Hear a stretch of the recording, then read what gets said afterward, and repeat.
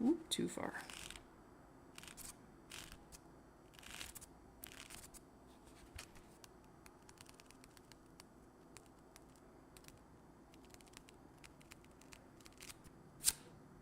Found it.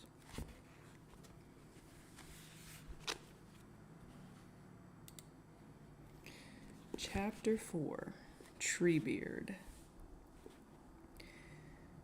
Meanwhile, the hobbits went with as much speed as the dark and tangled forest allowed, following the line of the running stream westward and up towards the slopes of the mountains, deeper and deeper into Fangorn. Slowly their fear of the orcs died away, and their pace slackened.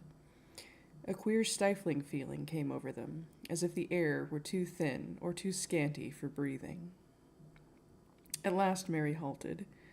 "We can't go on like this," he panted. "I want some air." "Let's have a drink at any rate," said Pippin. "I'm parched." He clambered onto a great tree root that wound down into the stream, and stooping, drew up some water in his cupped hands.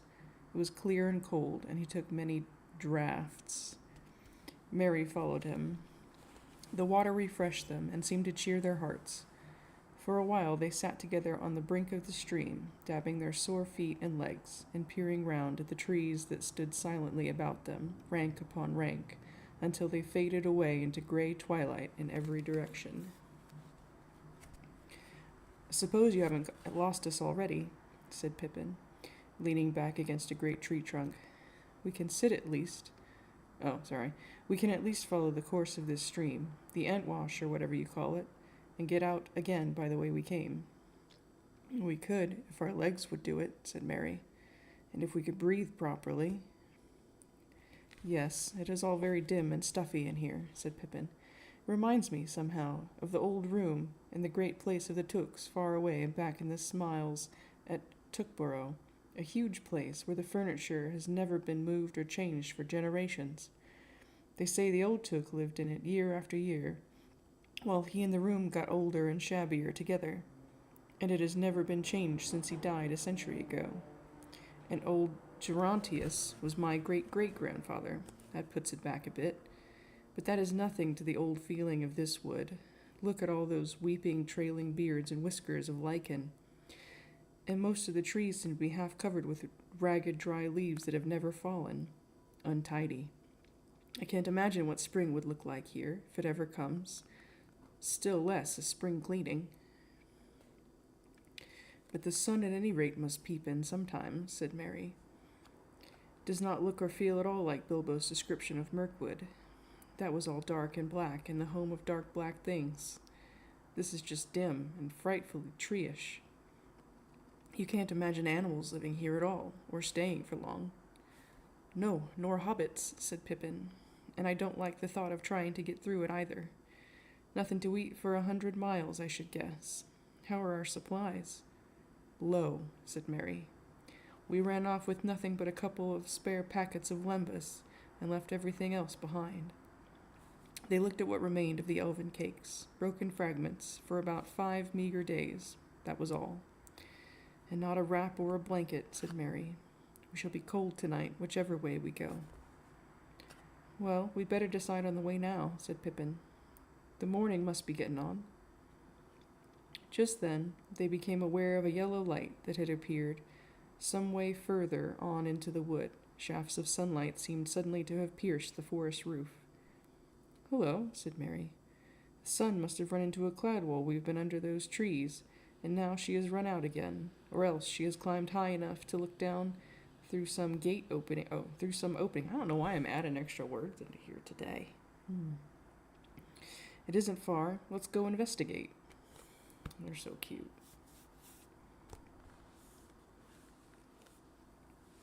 And that said, I'm going to get a refreshment of my own.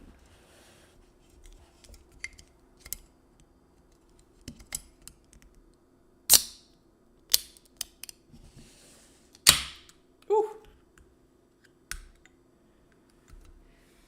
My audio input capture said that was red, so I'm sorry if I blasted anybody's ears. Tonight we are having Down East pumpkin blend. Very seasonal.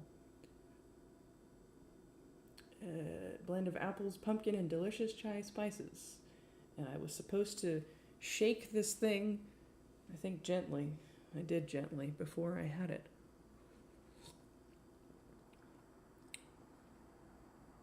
Yeah, okay, that's really good.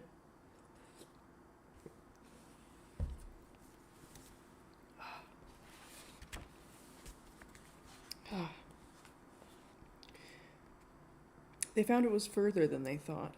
The ground was rising steeply still, and it was becoming increasingly stony.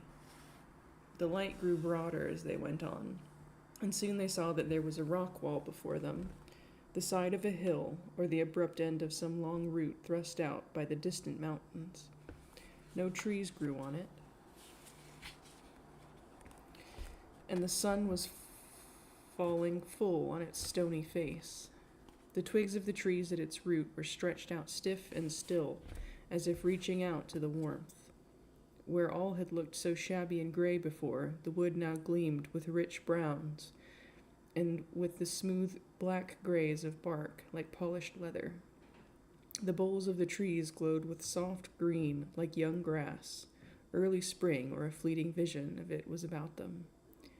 In the face of the stony wall there was something like a stair, natural perhaps, and made by the weathering and splitting of the rock, for it was rough and uneven. High up, almost level with the tops of the forest trees, there was a shelf under a cliff. Nothing grew there but a few grasses and weeds at its edge, and one old stump of a tree with only 2 bent branches left. It looked almost like the figure of some gnarled old man standing there, blinking in the morning light. "Up we go," said Mary joyfully. "Now for a breath of air and a sight of the land." They climbed and scrambled up the rock. If the stair had been made, it was for bigger feet and longer legs than theirs. They were too eager to be surprised at the remarkable way in which the cuts and sores of their captivity had healed, and their vigor had returned. They came at length to the edge of the shelf, almost at the feet of the old stump. Then they sprang up and turned round, with their backs to the hill, breathing deep, and looking out eastward. They saw that they had only come some 3 or 4 miles into the forest. The heads of the trees marched down the slopes towards the plain. There, near the fringe of the forest, tall spires of curling black smoke went up, wavering and floating towards them. "The wind's changing," said Mary. "It's turned east again. Feels cool up here." "Yes," said Pippin. "I'm afraid this is only the passing gleam, and it will all go gray again. What a pity. The shaggy old forest looks so different in the sunlight. I almost felt I liked the place." "Almost felt you liked the forest. That's good. That's uncommonly kind." "Oh, that's uncommonly kind of you," said a strange voice. I thought it was Mary. "Turn round and let me have a look at your faces. I almost feel that I dislike you both, but do not let us be hasty. Turn round." A large, knob-knuckled hand was laid on each of their shoulders, and they were twisted round, gently but irresistibly. Then 2 great arms lifted them up. They found that they were looking at a most extraordinary face. It belonged to a large man-like, almost troll-like figure, at least 14 feet high, very sturdy, with a tall head and hardly any neck.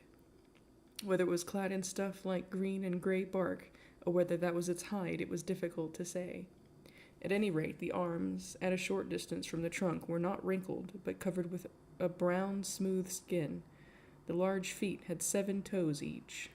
The lower part of the long face was covered with a sweeping gray beard, bushy, almost twiggy at its roots, thin and mossy at its ends.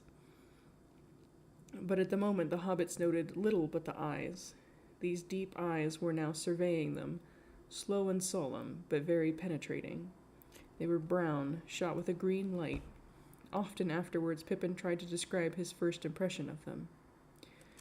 One felt as if there was an enormous well behind them, filled up with ages of memory and long, slow, steady thinking, but their surface was sparkling with the present, like sun shimmering on the outer leaves of a vast tree, or on the ripples of a very deep lake.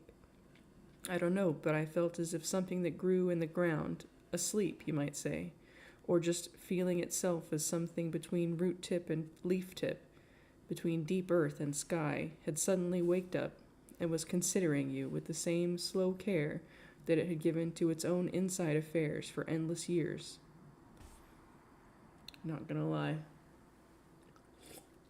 It reminds me just a little bit of when people try to describe Santa Claus.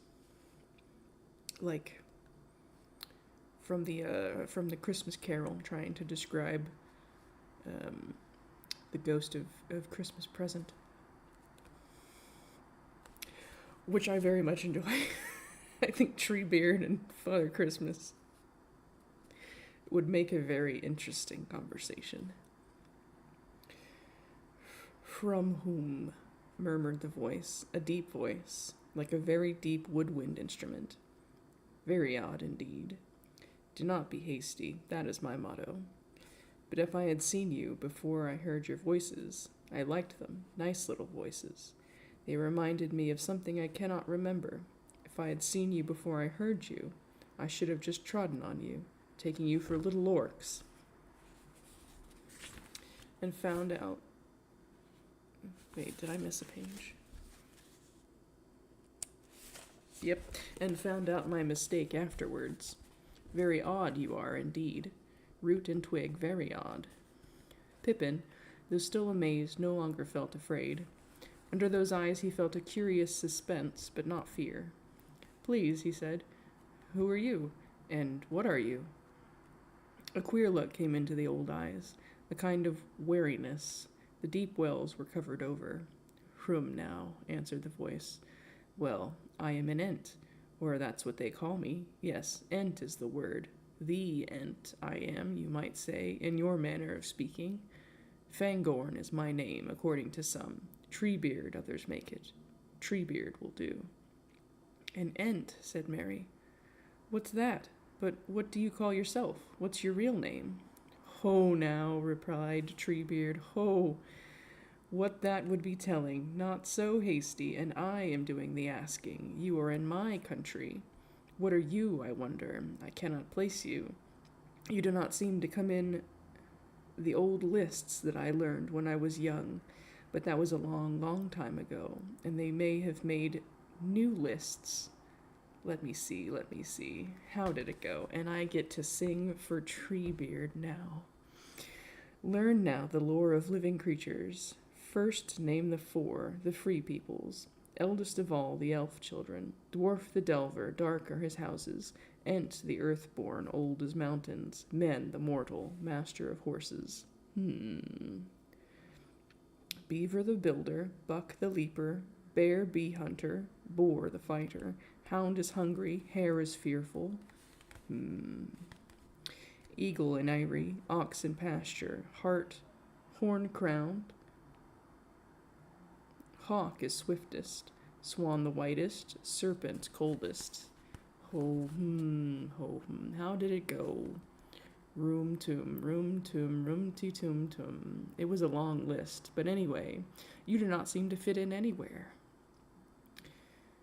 We always seem to have got left off the old lists and the old stories, said Mary. Yet we've been about for quite a long time. We're hobbits. Why not make a new line, said Pippin. Half-grown hobbits, the hole-dwellers. Put us in amongst the four, next to man, the big people, and you've got it. This is adorable. I'm about to die.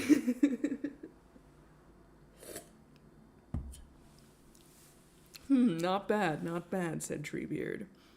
That would do. So you live in holes, eh? It sounds very right and proper. Who calls you hobbits, though? That does not sound elvish to me. Elves made all the old words. They began it. Nobody else calls us hobbits. We call ourselves that, said Pippin. Come now, not so hasty. You call yourselves hobbits. But you should not go telling just anybody. You'll be letting out your own right names if you're not careful. Oh. We aren't careful about that, said Mary. As a matter of fact, I'm a Brandybuck, Meriadoc Brandybuck, though most people just call me Mary. And I'm a Took, Peregrine Took, but I'm generally called Pippin, or even Pip. But you are hasty folk, I see, said Treebeard. I am honored by your confidence, but you should not be too free all at once. There are ents and ents, you know, or there are ents and things that look like ents but ain't, as you might say. I'll call you Mary and Pippin, if you may please, nice names. For I am not going to tell you my name, not yet at any rate. A queer half-knowing, half-humorous look came with a green flicker into his eyes. For one thing, it would take a long while. My name is growing all the time, and I've lived a very long, long time, so my name is like a story. Real names tell you the story of the things they belong to in my language, in the old Entish, as you might say. It is a lovely language, but it takes a very long time to say anything in it, because we do not say anything in it unless it is worth taking a long time to say and to listen to.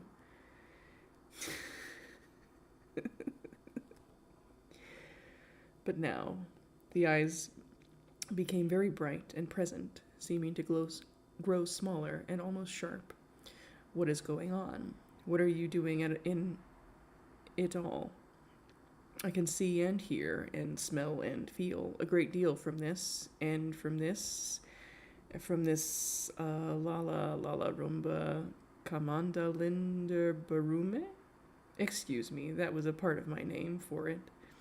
I do not know what the word is in the outside languages, you know, the thing that we are on, where I stand and look out on fine mornings and think about the sun, and the grass beyond the wood, and the horses and the clouds, and the unfolding of the world. What is going on? What is Gandalf up to? In these Bararum, he made a deep rumbling noise like a discord on a great organ. These orcs and young Saruman down at Isengard.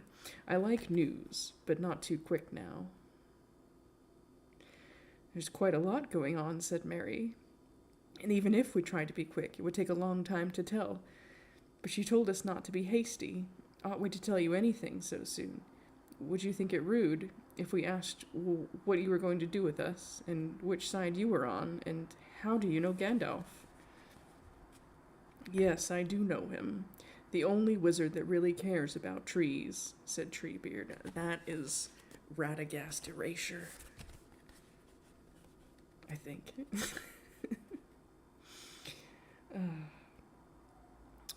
Said Treebeard. Do you know him? Yes, said Pippin sadly. We did. He was a great friend, and he was our guide. Then I can answer your other questions, said Treebeard. I'm not going to do anything with you. Not if you mean by that do something to you, without your leave. We might do some things together. I don't know about sides. I go my own way, but your way may go along with mine for a while. But you speak of Master Gandalf, as if he was in a story that had come to an end. Yes, we do, said Pippin sadly. The story seems to be going on, but I'm afraid Gandalf has fallen out of it. Oh, come now, said Treebeard. Well, he paused, looking long at the hobbits. Well, I do not know what to say. Come now. If you would like to hear more, said Mary, we will tell you, but it will take some time. Wouldn't you like to put us down? Couldn't we sit here together in the sun while it lasts? You must be getting tired of holding us up. Tired? No, I'm not tired. I do not easily get tired, and I do not sit down. I am not very, bendable.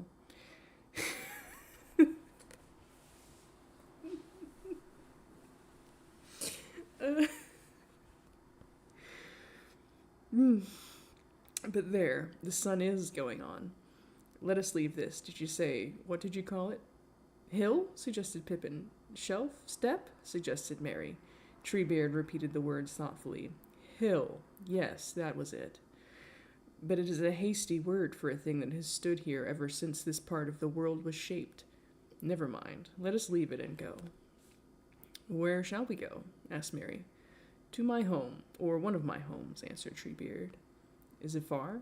I do not know. You might call it far, perhaps, but what does that matter? Well, you see, we have lost all our belongings, said Merry. We have only a little food. Oh, You need not trouble about that, said Treebeard. I can give you a drink that will keep you green and growing for a long, long while. And if we decide to part company, I can set you down outside my country at any point you choose. Let us go.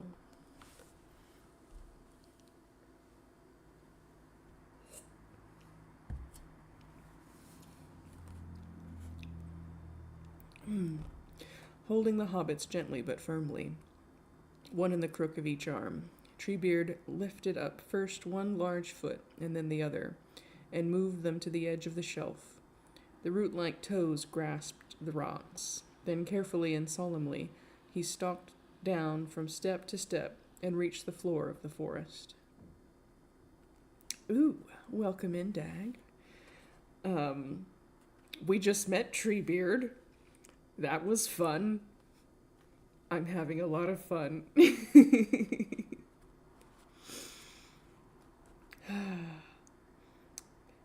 At once he set off with long, deliberate strides through the trees, deeper and deeper into the woods, never far from the stream, climbing steadily up towards the slopes of the mountains. Many of the trees seemed asleep, or as unaware of him as any other creature that merely passed by, but some quivered, and some raised up their branches above his head as he approached. All the while, as he walked, he talked to himself in a long, running stream of musical sounds. The hobbits were silent for some time. They felt, oddly though, safe and comfortable, and they had had a great deal to think and wonder about. At last Pippin ventured to speak again. Please, Treebeard, he said, could I ask you something? Why did Celeborn warn us against your forest? He told us not to risk getting entangled in it. Did he now? Rumbled Treebeard. And I might have said much the same if you had been going the other way. Do not risk getting entangled in the woods of Laurel in Dorinen. Laurel in Dorinen. That is what the elves used to call it. But now they make the name shorter. Lothlorien, they call it. Perhaps they are right. Maybe it is fading, not growing. Land of the Valley of Singing Gold. That was it, once upon a time. Now it is the Dream Flower. Ah, well. But it is a queer place, and not just for anyone to venture in. I am surprised that you ever got out, but much more surprised that you ever got in. That has not happened to strangers for many a year. It is a queer land. And so is this. Wait. It's still Treebeard. And so is this. Folk have come to grief here. Aye, they have to grief. Laurelindor and Laurelindor. Oh, the words are so long. Malinornelian. Ornamalian. Okay, he's just saying a bunch of different. If Laurelindorinen is, what do you call it? Land of the Valley of the Singing Gold. Linda Lorendor. Lindo, I don't know what that means. Malinornelian. That sounds like Golden Tree something place. And then Ornamalin is Golden Tree something. He hummed to himself. They're falling rather behind the world in there, I guess, he said. What an interesting statement. Neither this country nor anything else outside the Golden Wood is what it was when Celeborn was young. Still, oh God, the long-ass words here. Tora, oh my God, Torel Lilomea. Oh my God.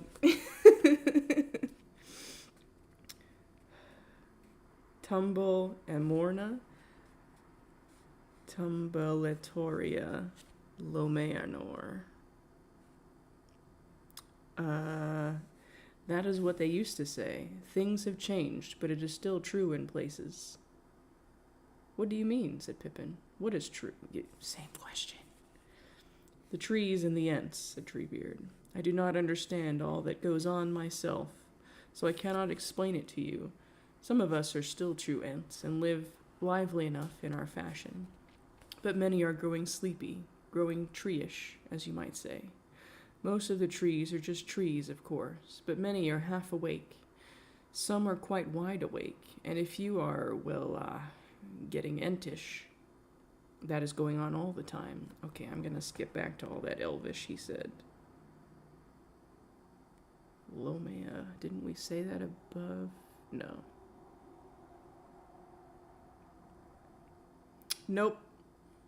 Nope, I don't actually know enough to attempt to decipher what that says. Maybe I could forge a little break here and look that up. I'm actually genuinely surprised there's not like an asterisk with a translation, because it sounds like Professor Tolkien went and did a lot of hard work trying to come up with those long-ass words. Those are the longest words that he has made me read so far. Stay, mouse. You're trying to help hold my book. Oh, and now I need to use you. Sorry. That's why I didn't want to stay. Okay. Oh,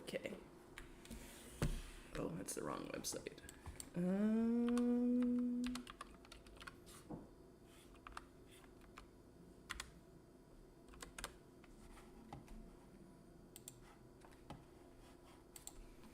Okay, this is so long. And it's really awkwardly placed at the bottom of the page.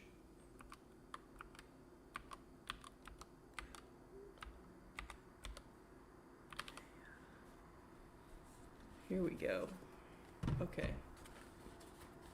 Tora Lilomea. Tambala Morna. Yeah, that's the thing. What does this say? Forest many shadowed, deep valley black. Deep valley forested, gloomy land. Lomeanor is gloomy land, which is honestly adorable. Is he talking about Mirkwood? Oh, that must be how they refer to Fangorn. Oh, okay, maybe. Maybe we'll figure out what that actually is supposed to mean. Who knows? Now, where were we?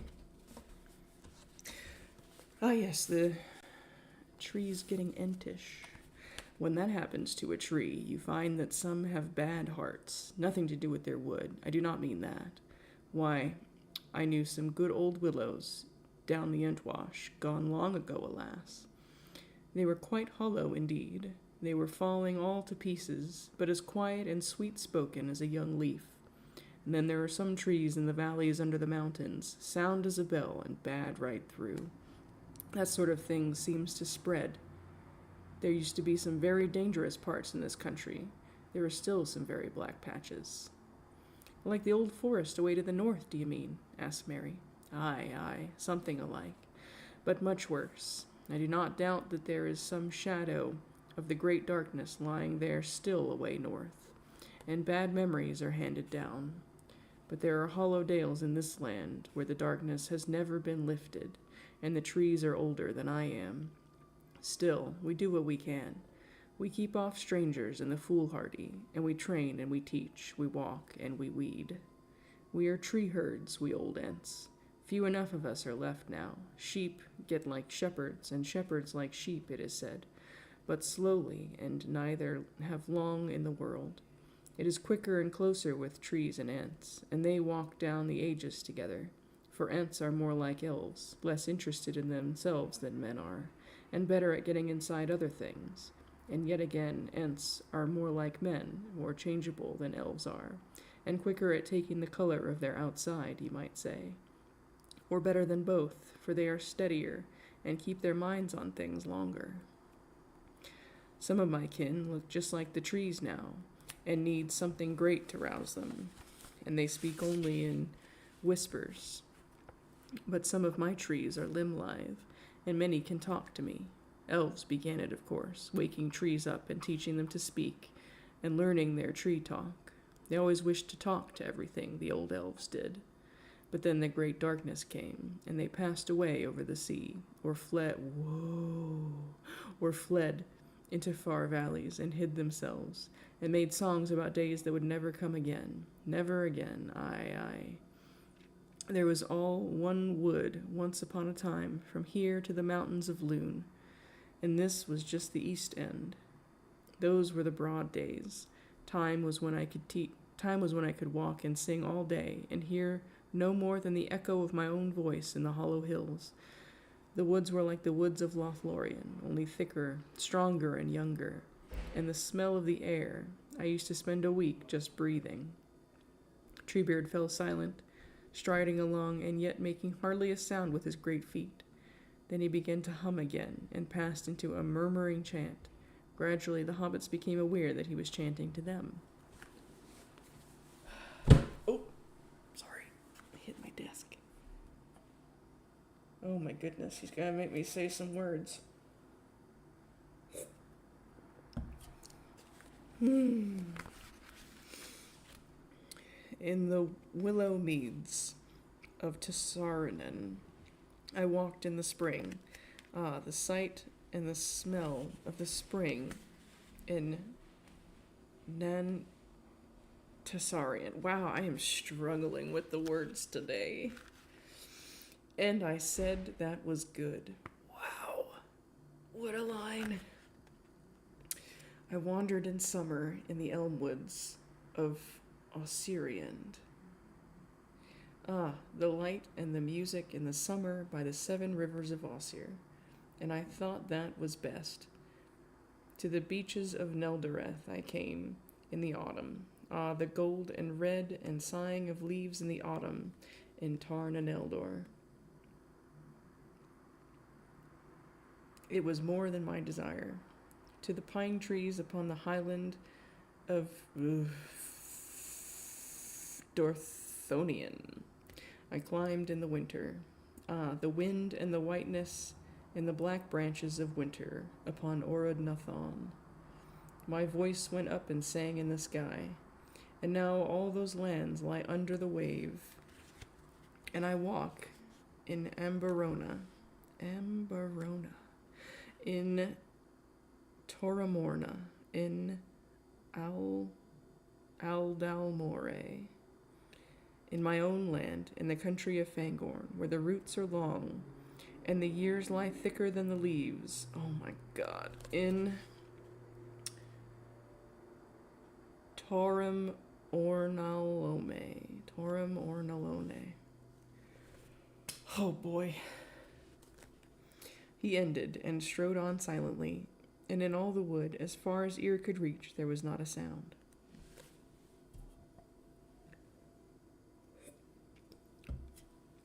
Do the trees eat the birds? Is that something we should be concerned about? The day waned, and dusk was twined about the boles of the trees. At last the hobbits saw, rising dimly before them, a steep, dark land. They had come to the feet of the mountains, and to the green roots of tall Methadras. Down the hillside, the young Entwash, leaping from its springs high above, ran noisily from step to meet them. On the right of the stream, there was a long slope, clad with grass, now gray in the twilight. No trees grew there, and it was open to the sky. Stars were shining already in lakes between shores of cloud. Treebeard strode up the slope, hardly slacking his pace. Suddenly, before them, the hobbits saw a wide opening. 2 great trees stood there, one on either side, like living gateposts. But there was no gate, save their crossing and interwoven boughs. As the old Ent approached, the trees lifted up their branches, and all their leaves quivered and rustled. for they were evergreen trees, and their leaves were dark and polished, and gleamed in the twilight. Beyond them was a wide, level space, as though the floor of a great hall had been cut into the side of the hill. On either hand, the walls sloped upwards until they were 50 feet high or more, and along each wall stood an aisle of trees that also increased in height as they marched inwards. At the far end the rockfall was sheer, but at the bottom it had been hollowed back into a shallow bay with an arched roof, the only roof of the hall, save the branches of the trees, which at the inner end overshadowed all the ground, leaving only a broad open path in the middle. A little stream escaped from the springs above, and, leaving the main water, fell tinkling down the sheer face of the wall, pouring in silver drops like a fine curtain in front of the arched bay. The water was gathered again into a stone basin on the floor between the trees, and thence it spilled and flowed away beside the open path, out to rejoin the Entwash in its journey through the forest.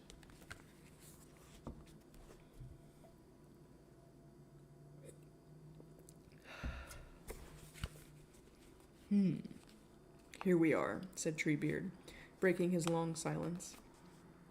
I have brought you about 70,000 ent strides, but what that comes to in the measurement of your land I do not know. Anyhow, we are near the roots of the last mountain. Part of the name of this place might be Wellinghall, if it were turned into your language. I like it. We will stay here tonight. He set them down in the grass between the aisles of the trees, and they followed him towards the great arch. The hobbits now noticed that as he walked his knees hardly bent, but his legs opened in a great stride. He planted his big toes, and they were indeed big and very broad, on the ground first, before any part of his feet. For a moment, Treebeard stood under the rain of the falling spring, and took a deep breath. Then he laughed, and passed inside. A great stone table stood there, but no chairs.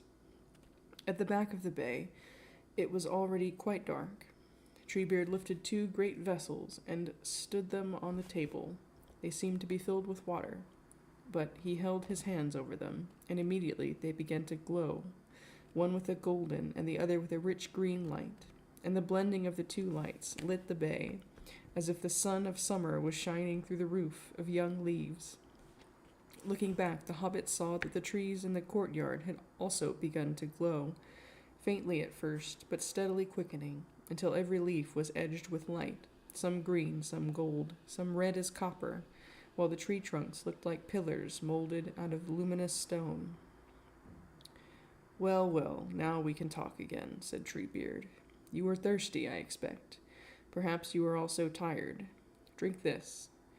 He went to the back of the bay, and then they saw that several tall stone jars stood there, with heavy lids. He removed one of the lids and dipped in a great ladle, and with it filled 3 bowls, one very large bowl and 2 smaller ones. This is an ent house, he said, and there are no seats, I fear, but you may sit on the table. Picking up the hobbits, he set them on the great stone slab, 6 feet above the ground, and there they sat dangling their legs and drinking in sips. The drink was like water, indeed very like the taste of the draughts they had drunk from the Entwash near the borders of the forest, and yet there was some scent or savor in it which they could not describe. It was faint, but it reminded them of the smell of a distant wood, borne from afar by a cool breeze at night. The effect of the draught began at the toes and rose steadily through every limb, bringing refreshment and vigor as it coursed upwards, right to the tips of the hair. Indeed, the hobbits felt that the hair on their heads was actually standing up, waving and curling and growing. As for Treebeard, he first laved his feet in the basin beyond the arch, and then he drained his bowl at one draught, one long, slow draught. The hobbits thought he would never stop. At last he set the bowl down again. Ah, he sighed. Now we can talk easier. You can sit on the floor, and I will lie down. That will prevent this drink from rising to my head and sending me to sleep. Won't that make it go faster? Oh, wow, I guess his circulatory system must work like a tree. But he just put it into his head, didn't he? He didn't drink from his toes.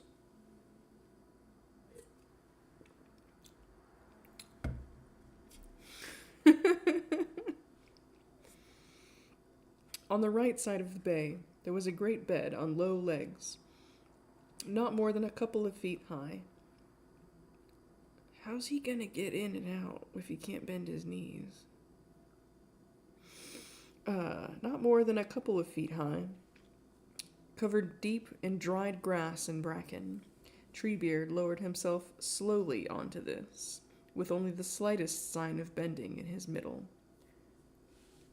But how? Tolkien, how?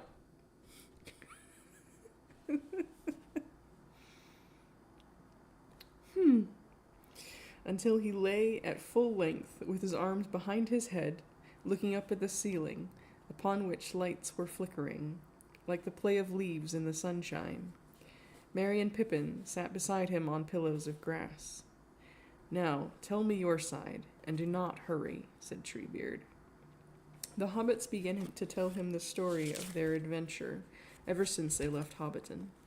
They followed no very clear order, for they interrupted one another continually, and Treebeard often stopped the speaker and went back to some earlier point, or jumped forward, asking questions about later events. They said nothing whatever about the ring, and they did not tell him why they set out, or where they were going to, and he did not ask for any reasons. He was immensely interested in everything, in the Black Riders, in Elrond and Rivendell, in the Old Forest, and Tom Bombadil. We haven't forgotten about Tom Bombadil. And in the mines of Moria, and in Lothlorien and Galadriel. He made them describe the Shire and its country over and over again. He said an odd thing at this point. You never see any Ents round there, do you? He asked. Well, not Ents. Entwives, I should really say. Entwives, said Pippin. Are they like you at all? Yes. Well, no. I do not really know now, said Treebeard thoughtfully. But they would like your country, so I just wondered. Treebeard was, however, especially interested in everything that concerned Gandalf, and most interested of all in Saruman's doings. The hobbits regretted very much that they knew so little about them, only a rather vague report by Sam of what Gandalf had told the council. But they were clear at any rate that Ugluk and his troop came from Isengard and spoke of Saruman as their master. Said Treebeard, when at last their story had wound and wandered down to the battle of the orcs and the riders of Rohan.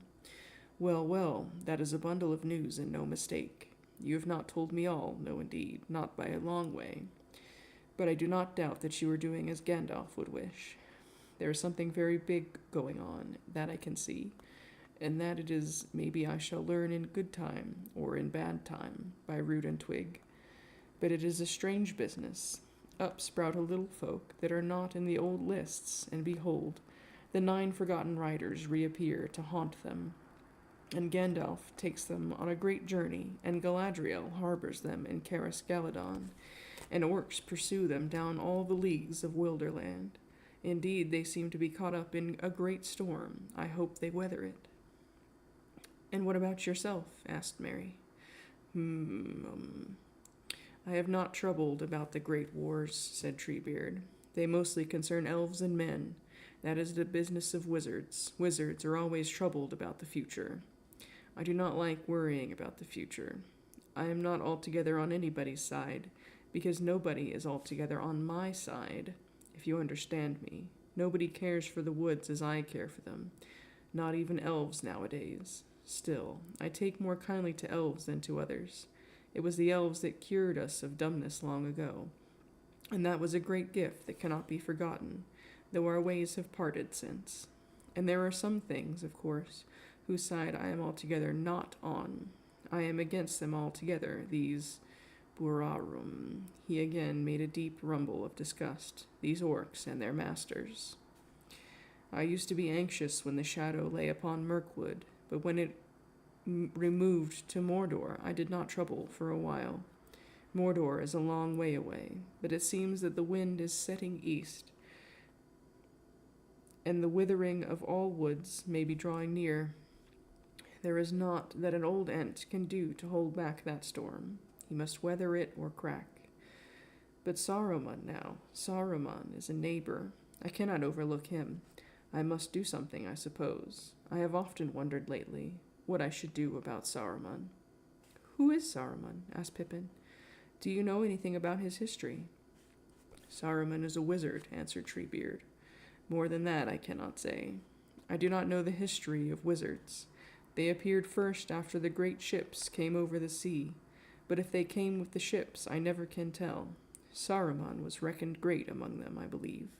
He gave up wandering about and minding in the affairs of men and elves some time ago. You would call it a very long time ago. And he settled down at Agranost, or Isengard, as the men of Rohan call it. He was very quiet to begin with, but his fame began to grow. He was chosen to be the head of the White Council, they say, but that did not turn out too well. I wonder now if even then Saruman was not turning to evil ways. But at any rate, he used to give no trouble to his neighbors. I used to talk to him. There was a time when he was always walking about my woods. He was polite in those days, always asking my leave, at least when he met me, and always eager to listen. I told him many things that he would never have found out by himself, but he never repaid me in like kind. I cannot remember that he ever told me anything.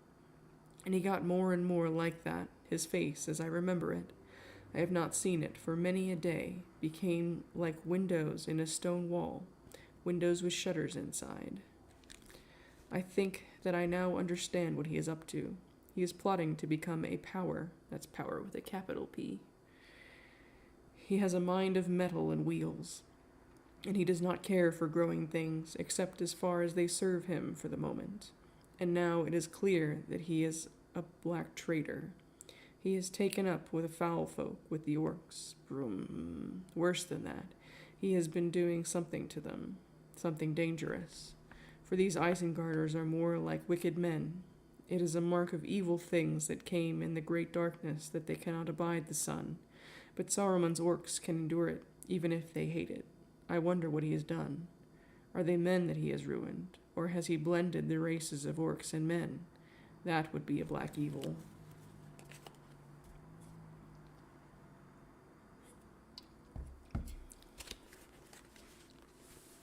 Just an interesting concept there. Especially as I imagine for an Englishman in the 50s. Although, who knows? I wasn't around in England in the 50s, so I only know just a little bit about America in the 50s and 60s. Treebeard rumbled for a moment, as if he were pronouncing some deep subterranean Entish malediction. Some time ago I began to wonder how orcs dared to pass through my woods so freely, he went on. Only lately did I guess that Saruman was to blame, and that long ago he had been spying out all the ways and discovering my secrets. He and his foul folk are making havoc now. Down on the borders they are felling trees, good trees. Some of the trees they just cut down and leave to rot. Orc mischief, that.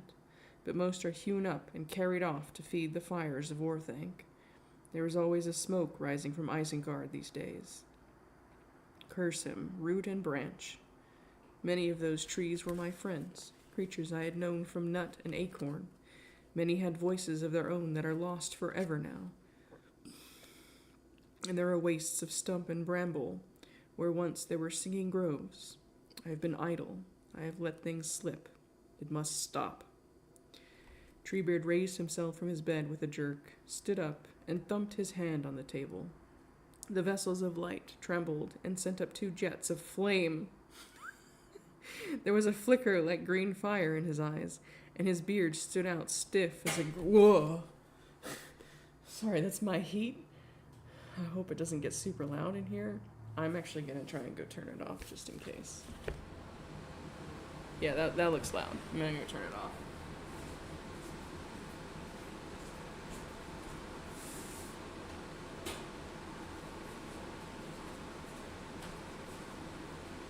You can stop now. It takes forever to figure it out.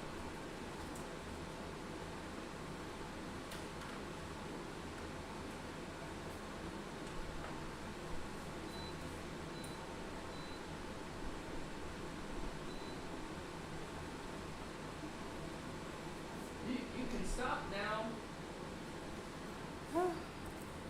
Okay.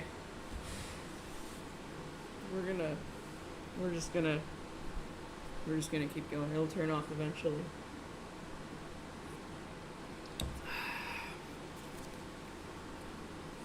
Meant to turn that off before I started, but I forgot.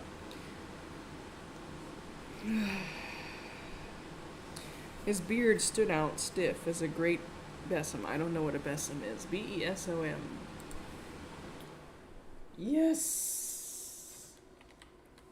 We're looking up what besom is. B-E-S-O-M. Oh, it's a broom. It's a broom. Oh, I thought he had said broom. Wow. Huh. Anyway, besom is a broom. Middle English. Don't know why that's in here, but okay. I will stop it, he boomed. And you shall come with me. You may be able to help me. You will be helping your own friends that way, too. For if Saruman is not checked, Rohan and Gondor will have an enemy behind as well as in front. Our roads go together to Isengard. Oh my goodness, guys. They're taking the hobbits to Isengard.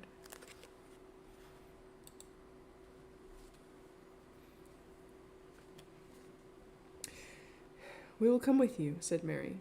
We will do what we can. Yes, said Pippin. I should like to see the White Hand overthrown. I should like to be there, even if I could not be of much use. I shall never forget a look in the crossing of Rohan. Good, good, said Treebeard. But I spoke hastily. We must not be hasty. I have become too hot. I must cool myself and think, for it is easier to shout stop than to do it. He strode to the archway and stood for some time under the falling rain of the spring. Then he laughed and shook himself, and wherever the drops of water fell glittering from him to the ground, they glinted like red and green sparks. He came back and laid himself on the bed again and was silent. So Treebeard is like exceptionally magical for Middle-earth, I assume.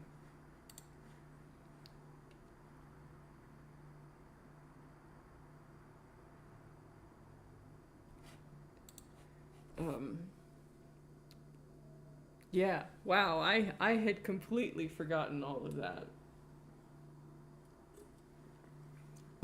That was not subtle.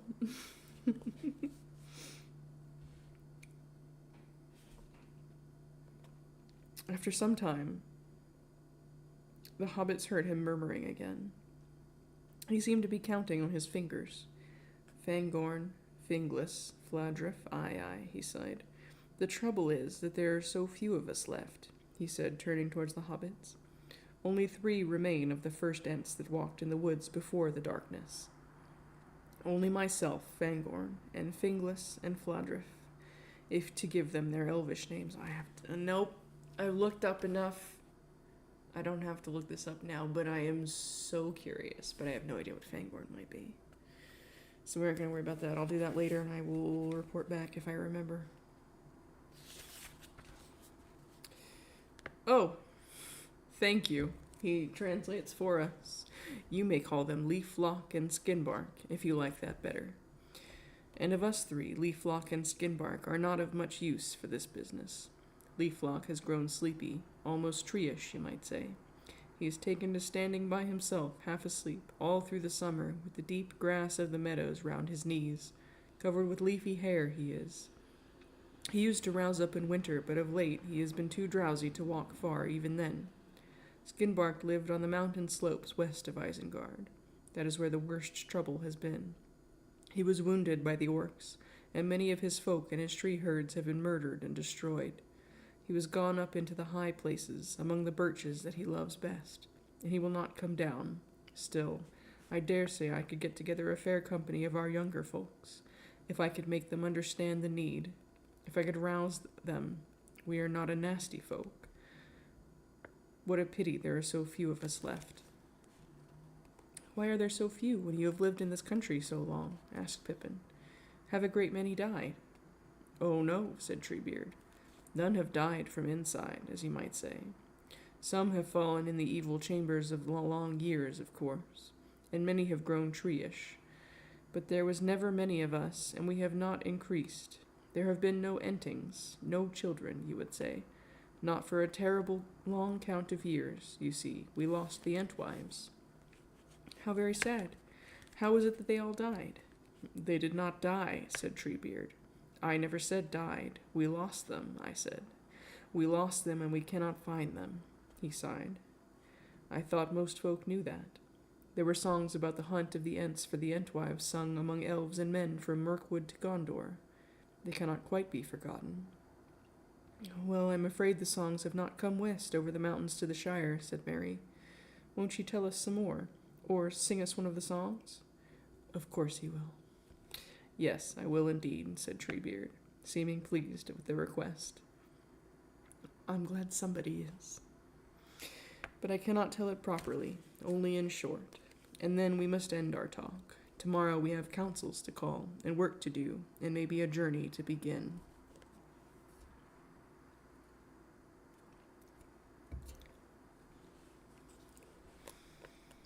It's getting good. By the way, this next whole page is just two big tombstone paragraphs of text, channeling the Victorian writers of old he is at the moment. "It is rather a strange and sad story," he went on after a pause. "When the world was young, and the woods were wide and wild, the Ents and the Entwives, and there were Ent maidens then, the loveliness of Fimbrathil, of Wandlim and the light-footed, in the days of our youth. But they walked together, and they housed together. But our hearts did not go on growing in the same way. The Ents gave their loves to things that they met in the world, and the Entwives gave their thoughts to other things. For the Ents loved the great trees, and the wild woods, and the slopes of the high hills, and they drank of the mountain streams, and ate only such fruit as the leaves let fall in their path. And they learned of the elves, and spoke with the trees. But the Entwives gave their minds to the lesser trees, and to the meads and the sunshine beyond the feet of the forest. And they saw the sloe in the thicket, and the wild apple and the cherry blossoming in spring, and the green herbs in the waterlands in summer, and the seeding grasses in the autumn fields. They did not desire to speak with these things, but they wished them to hear and obey what was said to them. The Entwives ordered them to grow according to their wishes, and to bear leaf and fruit to their liking, for the Entwives desired order and plenty and peace, by which they meant that things should remain where they had set them.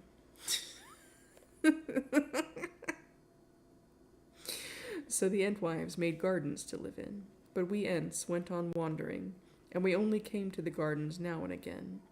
Then, when the darkness came in the north, the Entwives crossed the great river, and made new gardens, and tilled new fields, and we saw them more seldom. After the darkness was overthrown, the land of the Entwives blossomed richly, and their fields were full of corn. Many men learned the crafts of the Entwives, and honored them greatly. But we were only a legend to them, a secret in the heart of the forest. Yet, here we still are, while all the gardens of the Entwives are wasted. Men call them the Brown Lands now. I remember it was long ago, in the time of the war between Sauron and the Men of the Sea. Desire came over me to see Fimbrathil again. Very fair she was still in my eyes, and when I had last seen her, though little like the Ent maiden of old. For the Entwives were bent and browned by their labor, their hair parched by the sun to the hue of ripe corn, and their cheeks like red apples. Yet their eyes were still the eyes of our own people. We crossed over Anduin and came to their land, but we found a desert. It was all burned and uprooted, for war had passed over it. But the Entwives were not there. Long we called, and long we searched, and we asked all folk that we met which way the Entwives had gone. Some said they had never seen them, and some said that they had seen them walking away west, and some said east, and others south. But nowhere that we went could we find them. Our sorrow was very great, yet the wild wood called, and we returned to it. For many, many years we used to go out every now and again and look for the Entwives, walking far and wide, and calling them by their beautiful names. But as time passed, we went more seldom and wandered less far. And now the Entwives are only a memory for us, and our beards are long and gray. The elves made many songs concerning the search of the Ents, and some of the songs passed to the tongues of men, but we made no songs about it, being content to chant their beautiful names when we thought of the Entwives. We believe that we may meet again in a time to come, and perhaps we shall find somewhere a land where we can live together and both be content. But it is foreboded that will only be when we have both lost all that we have now. And it may well be that time is drawing near at last, for if Sauron of old destroyed the gardens, the enemy today seems likely to wither all the woods. There was an elvish song that spoke of this, or at least so I understand it. It used to be sung up and down the great river. It was never an Entish song, mark you. It would have been a very long song in Entish, but we know it by heart and hum it now and again. This is how it runs in your tongue.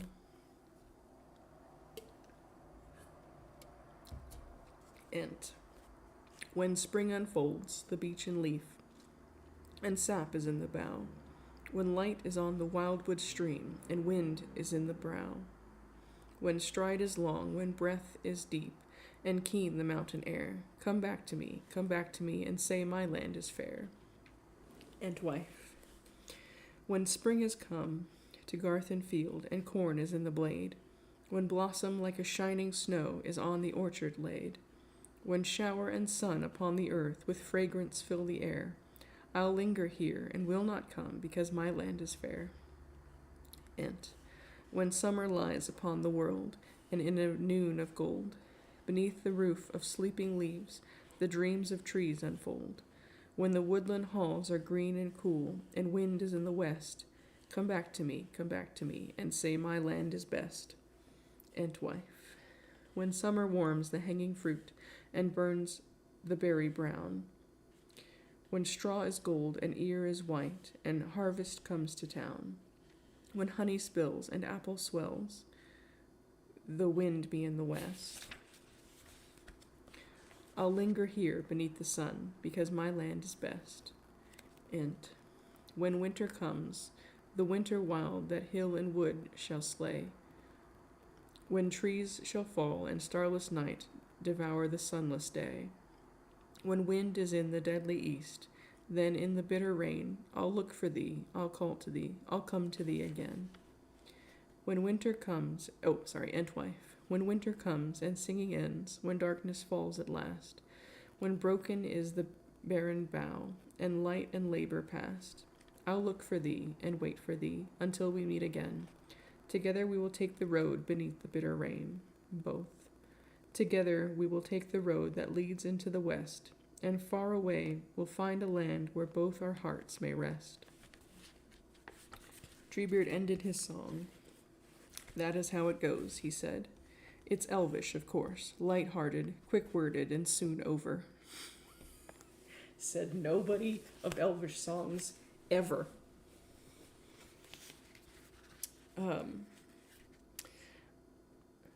I dare say it is fair enough, but the Ents could say more on their side if they had time. But now I am going to stand up and take a little sleep. Where will you stand? We usually lie down to sleep, said Mary. We shall be all right where we are. Lie down to sleep, said Treebeard. Why, of course you do. I was forgetting. Singing that song put me in a mind of old times. almost thought that I was talking to young Entlings, I did. Well, you can lie on the bed. I'm going to stand in the rain. Good night. Merry and Pippin climbed onto the bed and curled up in the soft grass and fern. It was fresh and sweet-scented and warm. The lights died down, and the glow of the trees faded. But outside, under the arch, they could see old Treebeard standing motionless, with his arms raised above his head. The bright stars peered out of the sky and lit the falling water as it spilled onto his fingers and head, and dripped in hundreds of silver drops onto his feet. Listening to the tinkling of the drops, the hobbits fell asleep.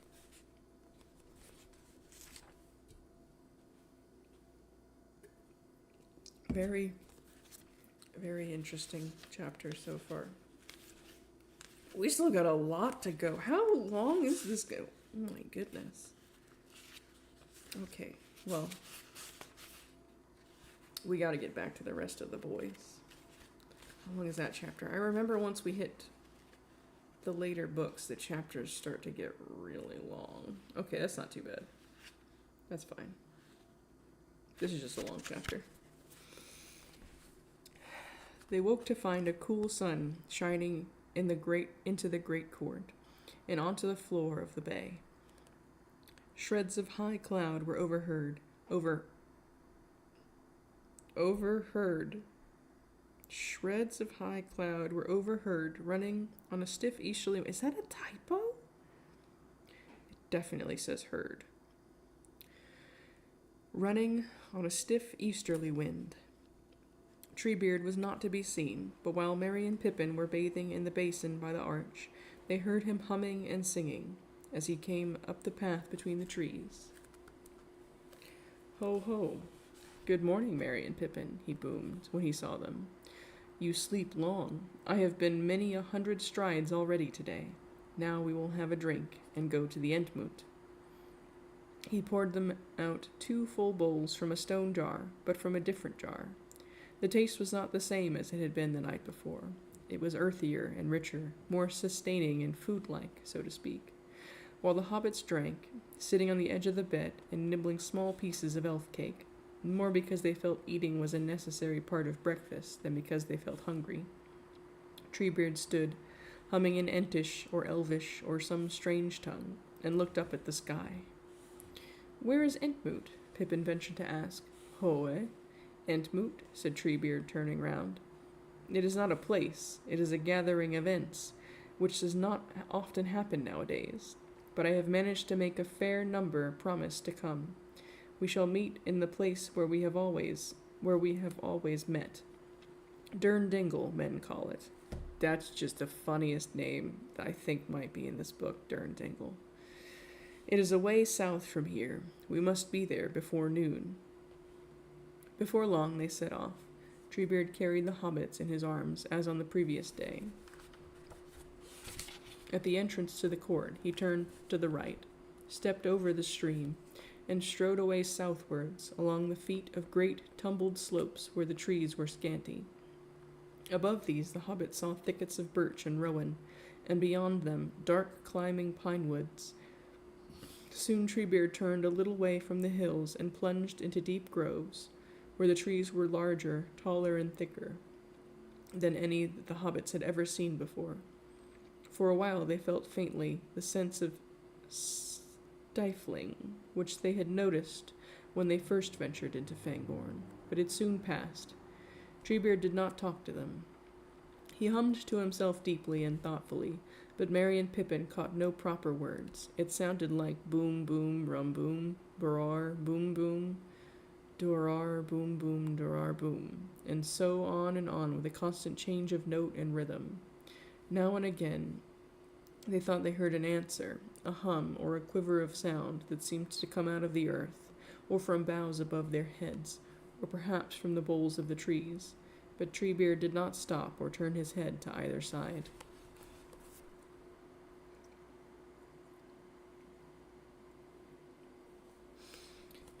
They had been going for a long while.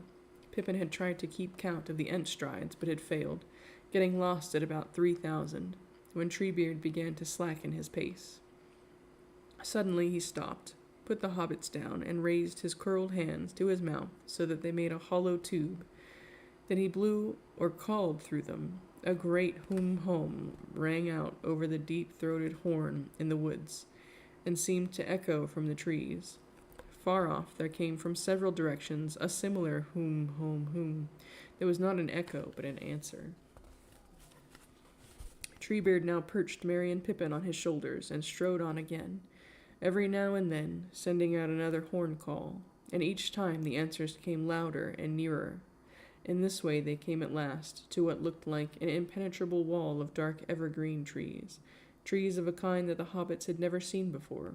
They branched out right from the roots, and were densely clad in dark glossy leaves like thornless holly, and they bore many stiff, upright flower spikes with large, shining olive-colored buds.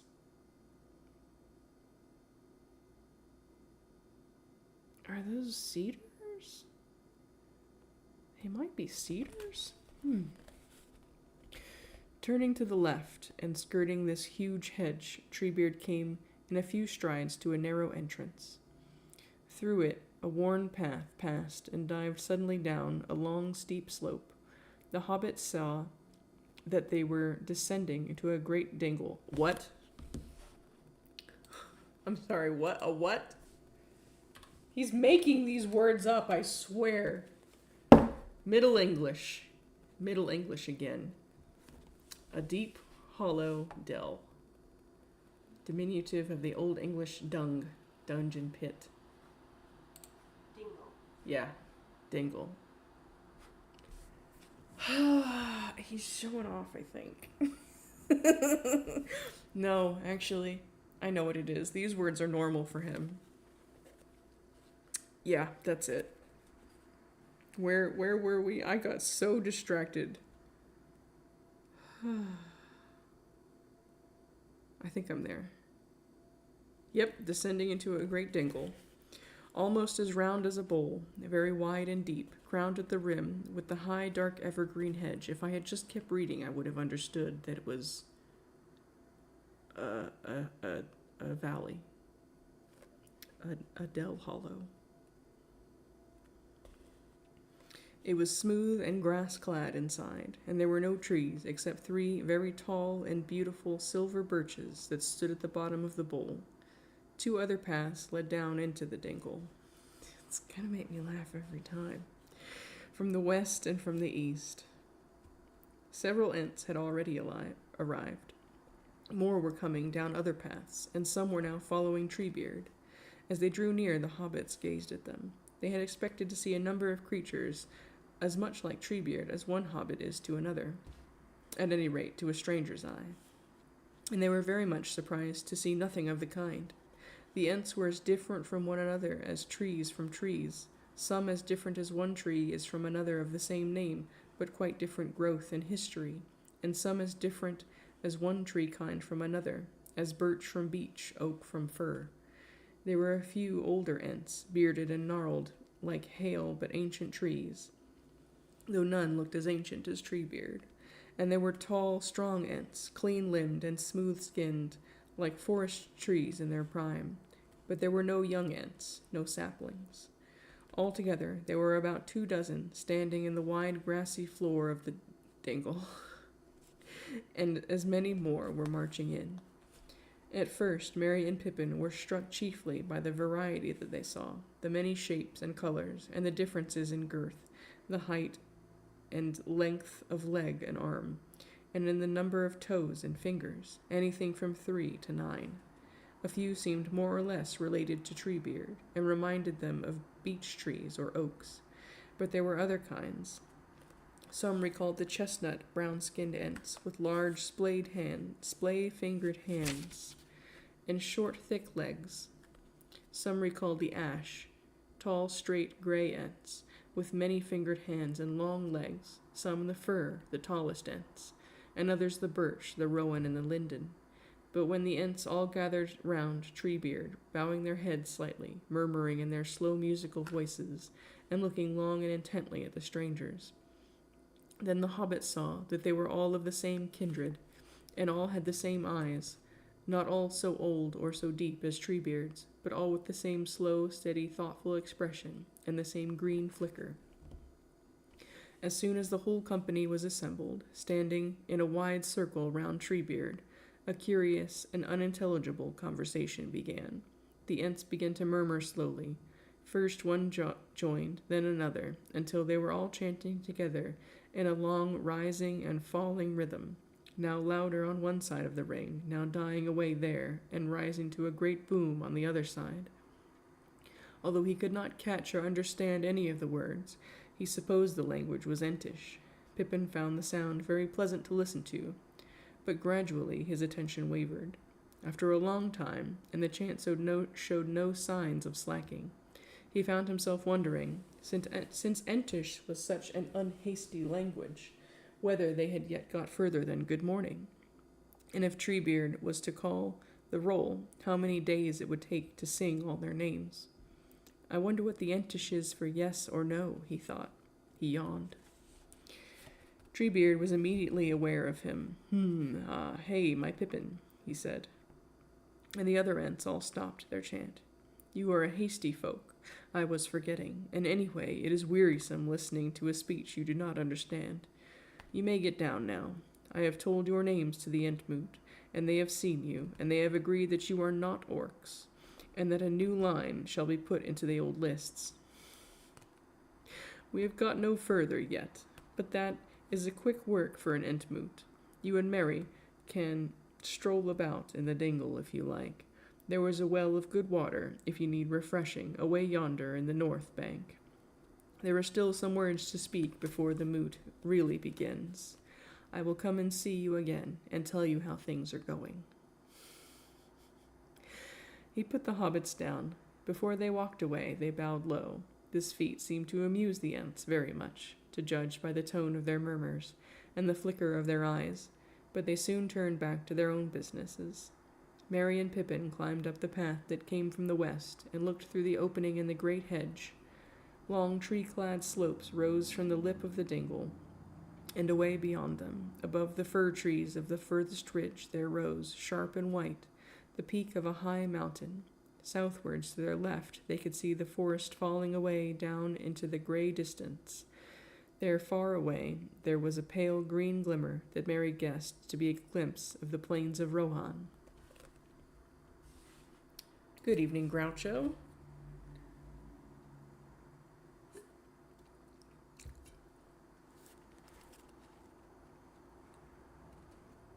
If you have read the oh no, I just lost my page. Wait. There we are. Okay, yeah, if you have read the stream description, we just met Treebeard. It was not a very hasty meeting. It was very interesting, though. For your own personal interest, I would strongly recommend reading the Treebeard chapter. It's got some good stuff in there. Yep. I wonder where Isengard is, said Pippin. I don't quite know where we are, said Mary, but that peak is probably Methydras. And as far as I can remember, the ring of Isengard lies in a fork or deep cleft at the end of the mountains. It is probably down behind this great ridge. There seems to be a smoke or haze over there, left of the peak, don't you think? What is Isengard like? Said Pippin. I wonder what Ents can do about it anyway. So do I, said Mary. Isengard is a sort of ring of rocks or hills, I think, with a flat space inside and an island or pillar of rock in the middle called Orthanc. Saruman has a tower on it. There is a gate, perhaps more than one, in the encircling wall, and I believe there is a stream running through it. It comes out of the mountains and flows across the gap of Rohan. It does not seem the sort of place for Ents to tackle, but I have an odd feeling about these Ents. Somehow I don't think they are quite as safe and, well, funny as they seem. They seem slow, queer, and patient, almost sad, yet I believe they could be roused. If that happened, I would rather not be on the other side. Yes, said Pippin, I know what you mean. There might be all the difference between an old cow sitting and thoughtfully chewing and a bull charging, and the change might come suddenly. I wonder if Treebeard will rouse them. I am sure he means to try, but they don't like being roused. Treebeard got roused himself last night and then bottled it up again. By the way, Groucho, Treebeard set himself on fire. Magic fire, but like...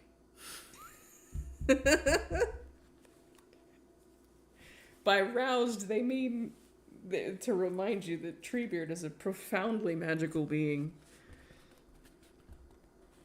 Did I lose my place again? No, I just got very excited. The hobbits turned back. The voices of the Ents were still rising and falling in their conclave. The sun had now risen high enough to look over the high hedge. It gleamed on the tops of the birches and lit the northward side of the dingle with a cool yellow light. There they saw a little glittering fountain. They walked along the rim of the great bowl at the feet of the evergreens. It was pleasant to feel cool grass about their toes again, and not to be in a hurry. And then they climbed down to the gushing water. They drank a little, a clean, cool, sharp draught, and sat down on a mossy stone, watching the patches of sun on the grass and the shadows of the sailing clouds passing over the floor of the dingle. The murmur of the Ents went on. It seemed a very strange and remote place, outside their world, and far from everything that had ever happened to them. A great longing came over them for the faces and voices of their companions, especially for Frodo and Sam, and for Strider. If I remember right, they call him that pretty much the length of the story, which is so cute. At last there came a pause in the Ent voices, and looking up, they saw Treebeard coming towards them, with another Ent at his side.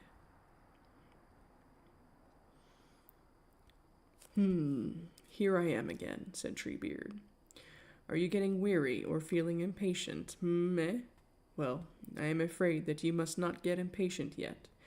We have finished the first stage now, but I have still got to explain things again to those that live a long way off, far from Isengard, and those that I could not get roused to before the moot, and after that we shall have to decide what to do.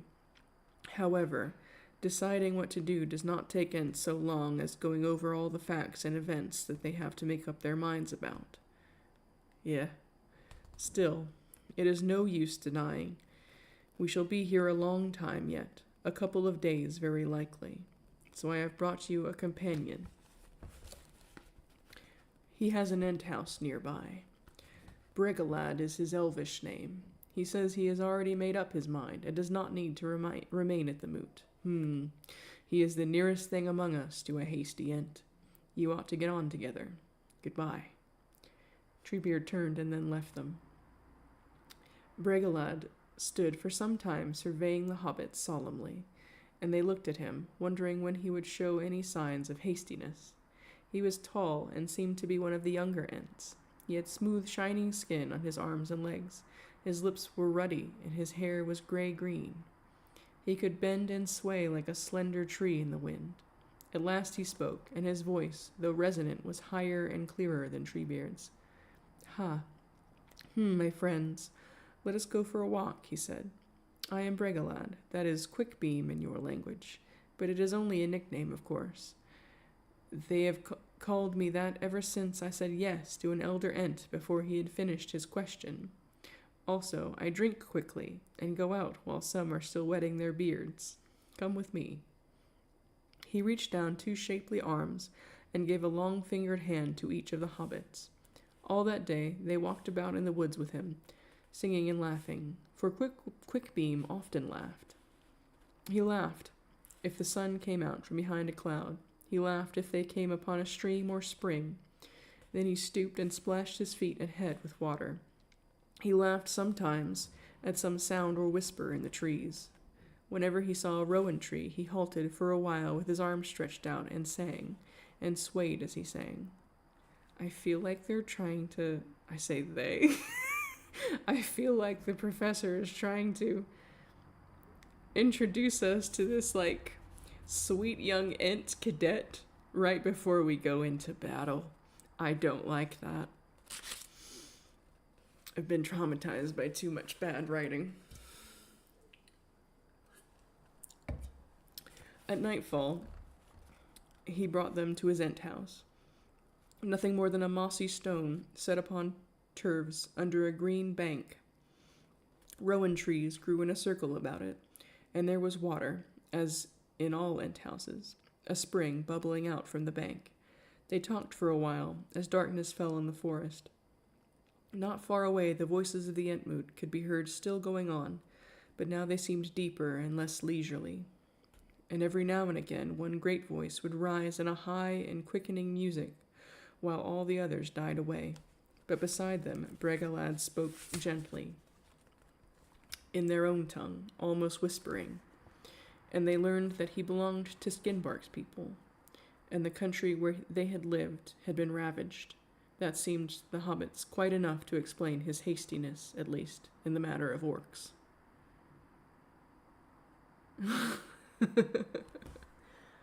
Let's see. I take it that the Rangers did not do so well this weekend.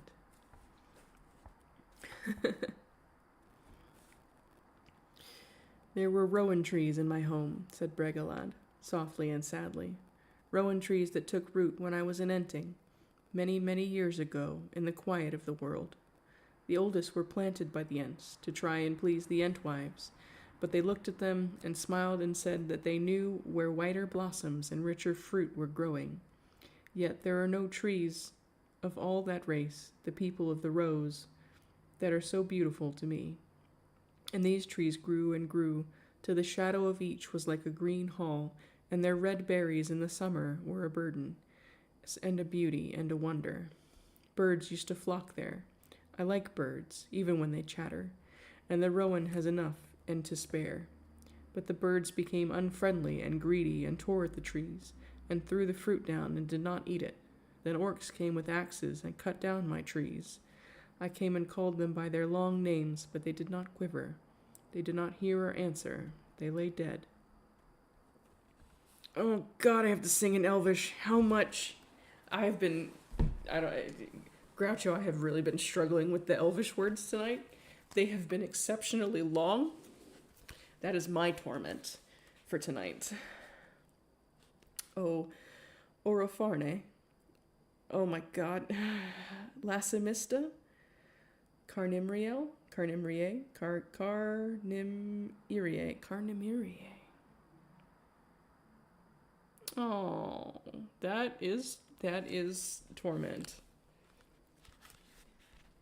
I'm from Indiana, so I'm just used to losing. O Rowan fair, upon your hair how white the blossoms lay. O Rowan mine, I saw you shine upon a summer's day. Your rind so bright, your leaves so light, your voice so cool and soft. Upon your head, how golden red the crown you bore aloft. O Rowan dead, upon your head your hair is dry and grey. Your crown is spilled, your voice is stilled for ever and a day. O Orofarne, Lassimista, Carnimirie.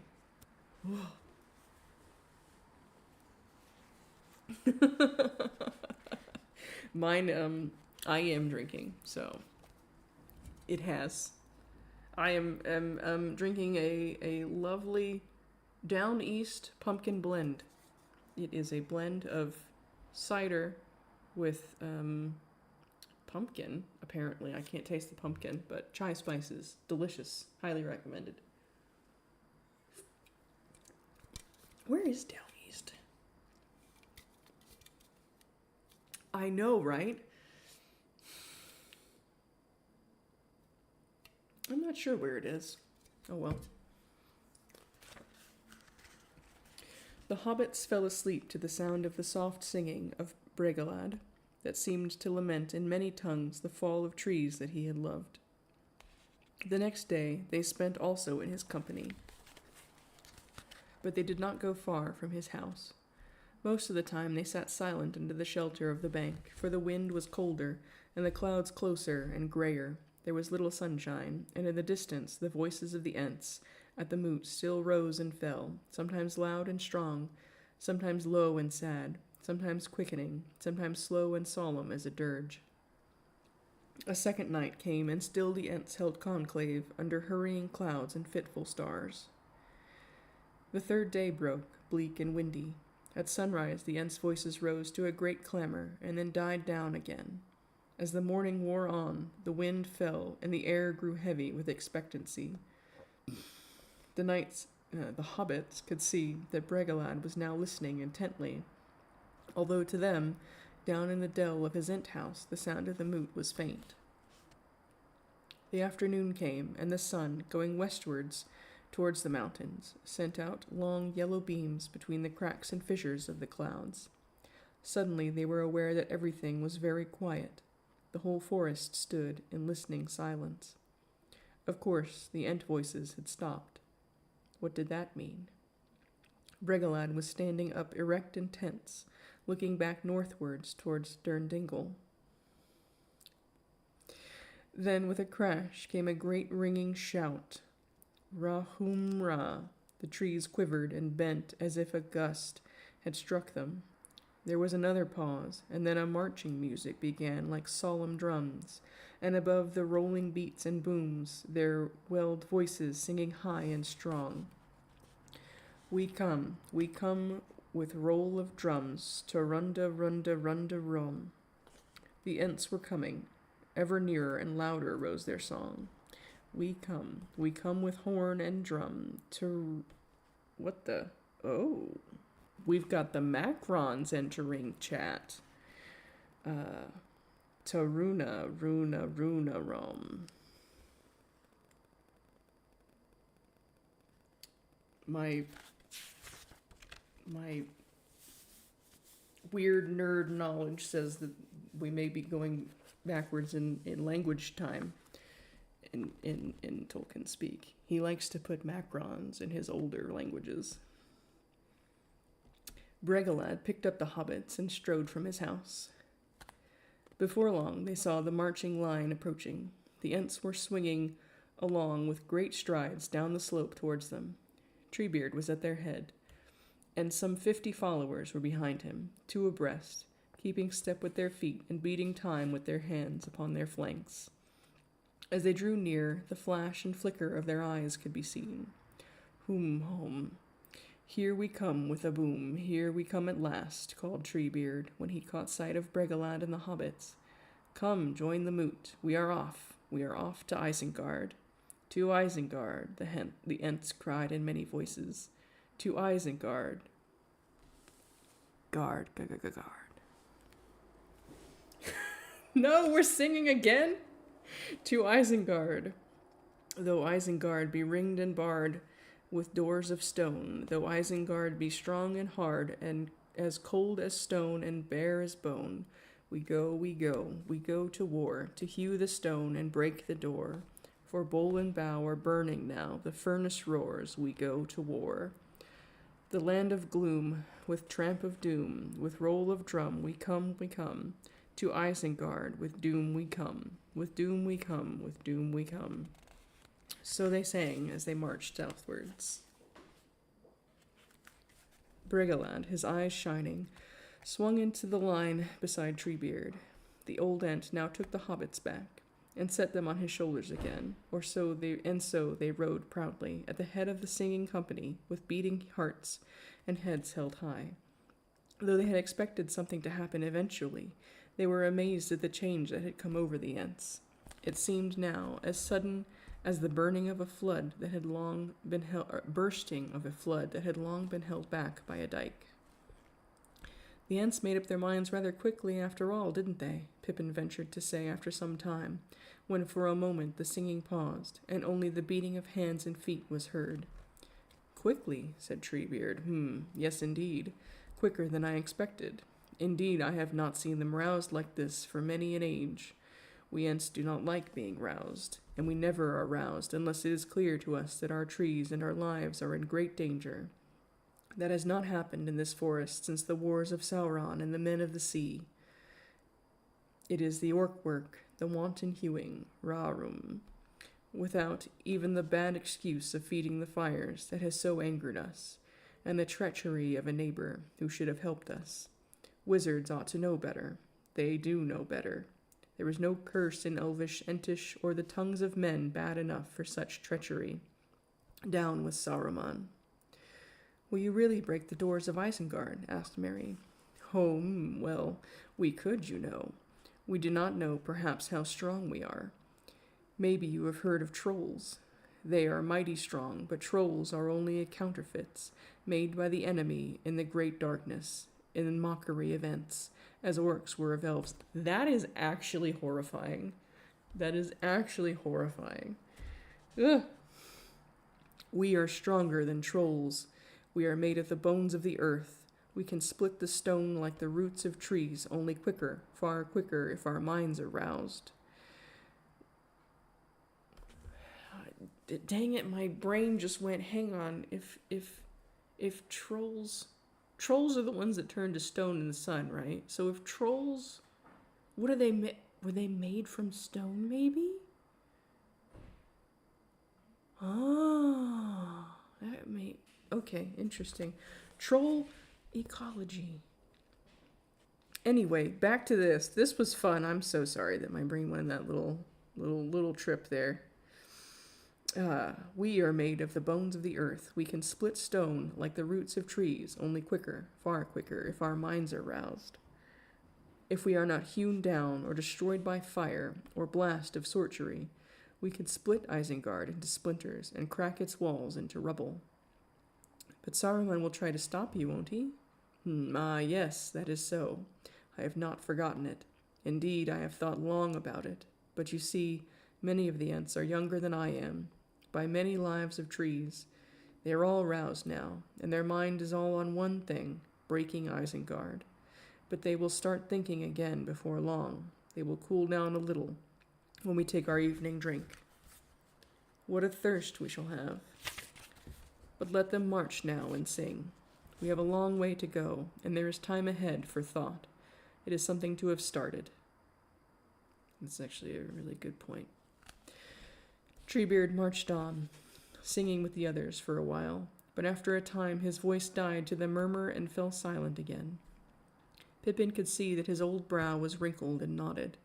At last he looked up, and Pippin could see a sad look in his eyes. Sad but not unhappy. There was a light in them, as if the green flame had sunk deeper into the dark wells of his thoughts. Of course, it is likely enough, my friends, he said slowly.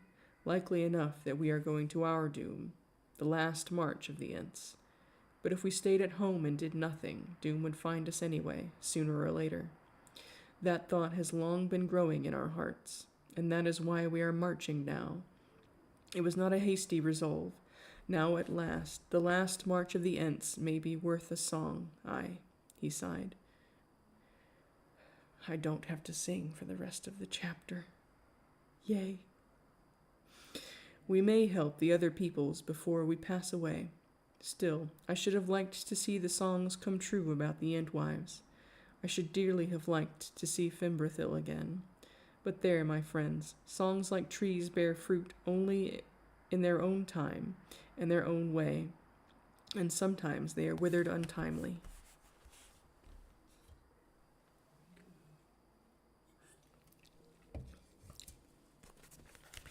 The Ents went striding on at a great pace. They had descended into a long fold of the land that fell away southward, and now they began to climb up and up, onto the high western ridge. The woods fell away, and they came to a scattered groups of birch, and then to bare slopes where only a few gaunt pine trees grew. The sun sank behind the dark hill back in front. Gray dusk fell. Pippin looked behind. The number of the Ents had grown, or what was happening? Where the dim, bare slopes that they had crossed should lie, he thought he saw groves of trees, but they were moving. Could it be that the trees of Fangorn were awake, and the forest was rising, marching over the hills to war? He rubbed his eyes, wondering if sleep and shadow had deceived him, but the great gray shapes moved steadily onward. There was a noise like the wind in many branches. The Ents were drawing near the crest of the ridge now, and all song had ceased. Night fell, and there was silence. Nothing was to be heard save a faint quiver of the earth beneath the feet of the Ents, and a rustle, the shade of a whisper, as to many drifting leaves. At last they stood upon the summit, and looked down into a dark pit, the great cleft at the end of the mountains, Nan Curunir, the valley of Sauron. Night lies over Isengard, said Treebeard. Such a good way to end a chapter.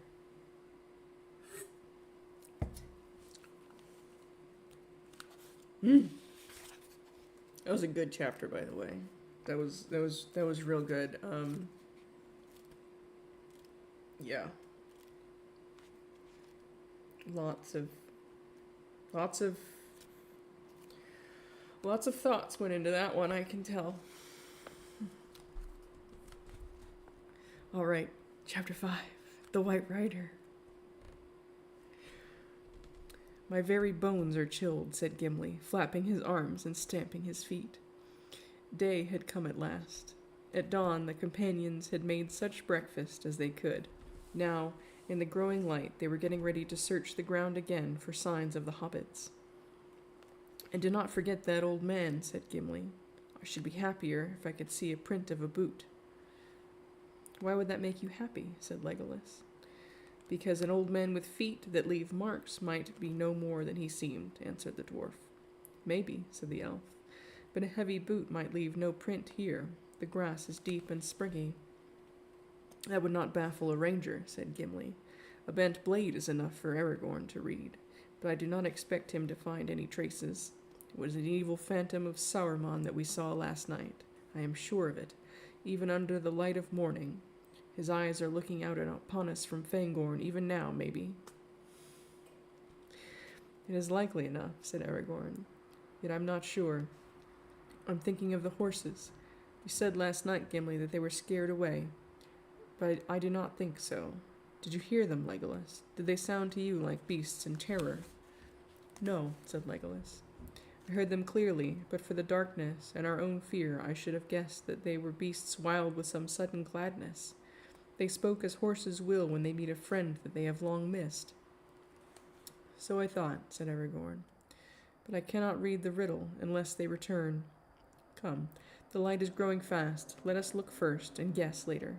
We should begin here, near to our own camping ground, searching carefully all about, and working up the slope towards the forest. To find the hobbits is our errand, whatever we may think of our visitor in the night. If they escaped by some chance, then they must have hidden in the trees, or they would have been seen. If we find nothing between here and the eaves of the woods, then we will make a last search upon the battlefield among the ashes. But there is little hope there. The horsemen of Rohan did their work too well.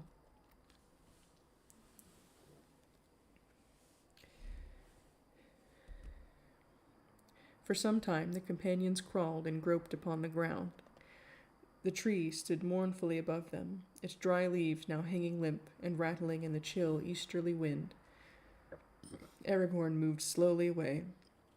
He came to the ashes of the watchfire near the river bank, and then began to retrace the ground back towards the knoll where the battle had been fought. Suddenly he stooped and bent low, with his face almost in the grass. Then he called to the others. They came running up. Here at last we find news, said Aragorn. He lifted up a broken leaf for them to see. A large, pale leaf of golden hue, now fading and turning brown. Here is a malorn leaf of Lorien, and there are small crumbs on it, and a few more crumbs in the grass. And see, there are some pieces of cut cord lying nearby. And here is the knife that cut them, said Gimli. He stooped and drew out of a tussock onto which some heavy foot had trampled it, a short, jagged blade, the haft of which had been snapped. The haft from which it had been snapped was beside it. It was an orc weapon, he said, holding it gingerly and looking with disgust at the carved handle. It had been shaped like a hideous head with squinting eyes and leering mouth. I imagine very poorly for a dwarf to take such disgust. Well, here is the strangest riddle that we have yet found, exclaimed Legolas. A bound prisoner escapes both from the orcs and from the surrounding horsemen. He then stops, while still on the open, and cuts his bonds with an orc knife. But how and why? For if his legs were tied, how did he walk? And if his arms were tied, how did he use the knife? And if neither were tied, why did he cut the cords at all? Being pleased with his skill, he then sat down, quietly ate some whey bread. That at least is enough to show that he was a hobbit without the Malorn leaf. After that, I suppose he turned his arms into wings and flew away, singing into the trees. Should be easy to find them. We only need wings ourselves.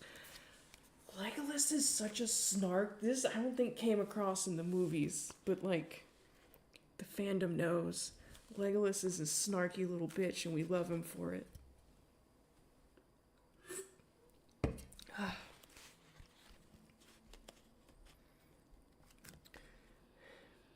There was sorcery here right enough, said Gimli. What was that old man doing? What have you to say, Aragorn, on the reading of Legolas? Can you better it? Maybe I could, said Aragorn, smiling. There are some other signs near at hand that you have not considered. I agree that the prisoner was a hobbit, and must have had either legs or hands free before he came here. I guess that it was hands, because the riddle then becomes easier, and also because, as I read the marks, he was carried to this point by an orc. Blood was spilled there, and a few paces away orc blood. There are deep prints of hoofs about the spot, and signs that a heavy thing was dragged away. The orc was slain by horsemen, and later his body was hauled to the fire, but the hobbit was not seen, and he was not in the open, for it was night, and he still had his elven cloak. He was exhausted and hungry, and it is not to be wondered at that, when he had cut his bonds with the knife of his fallen enemy, he rested and ate a little before he crept away. But it is a comfort to know that he had some lembas in his pocket, even though he ran away without gear or pack. That perhaps is like a hobbit. I say he, though I hope and I guess that both Merry and Pippin were here together. There is, however, nothing to show that for certain. And how do you suppose that either of our friends came to have a hand free? Asked Gimli. Do not know how it happened, answered Aragorn, nor do I know why an orc was carrying them away. Not to let them escape, we may be sure. Nay, rather I think that I now begin to understand a matter that has puzzled me from the beginning. Why, when Boromir had fallen, were the orcs content with the capture of Merry and Pippin? They did not seek out the rest of us, nor attack our camp, but instead they went with all speed towards Isengard. Did they suppose they had captured the ring-bearer and his faithful comrade? I think not. Their masters would not dare to give such plain orders to orcs, even if they knew so much themselves. They would not speak openly to them of the ring. They are not trusty servants. Yeah, that is an interesting point. But I think the orcs had been commanded to capture hobbits, alive at all cost. An attempt was made to slip out with the precious prisoners before the battle. Treachery, perhaps, likely enough with such folk. Some large and bold orc may have been trying to escape with the prize alone, for his own ends. There, that is my tale. Others might be devised, but on this we may count in any case. One at least of our friends has escaped. It's our task to find him and help him before we return to Rohan. We must not be daunted by Fangorn, since need drove him into that dark place. I do not know which daunts me more, Fangorn or the thought of the long road through Rohan on foot, said Gimli. Then let us go to the forest, said Aragorn.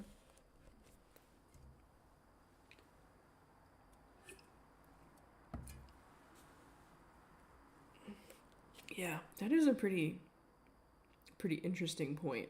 I guess before I just kind of assumed like the modern sort of canon, passing canon is that like, oh well, the orcs are just so dumb. Of course you would never tell them your master plan, but like they're not that dumb. I kind of feel like they were trying to, what was his face? Uglug or something? No, it was the one with the long name. The one that was, who was he working for? The Mordor orc. He seemed pretty intelligent. He seemed like he knew how to be, get where he got. Yeah. That's a very interesting point, that even the people who created and lead, I suppose, it's the only word I can come up with at the moment, the orcs, they don't really treat them very well, or very with much respect. Yeah, interesting. It was not long before Aragorn found fresh signs. At one point, near the bank of the Entwash, he came upon footprints, hobbit prints, but too light for much to be made of them. Sorry, my posture has been bad and my neck is suffering a little.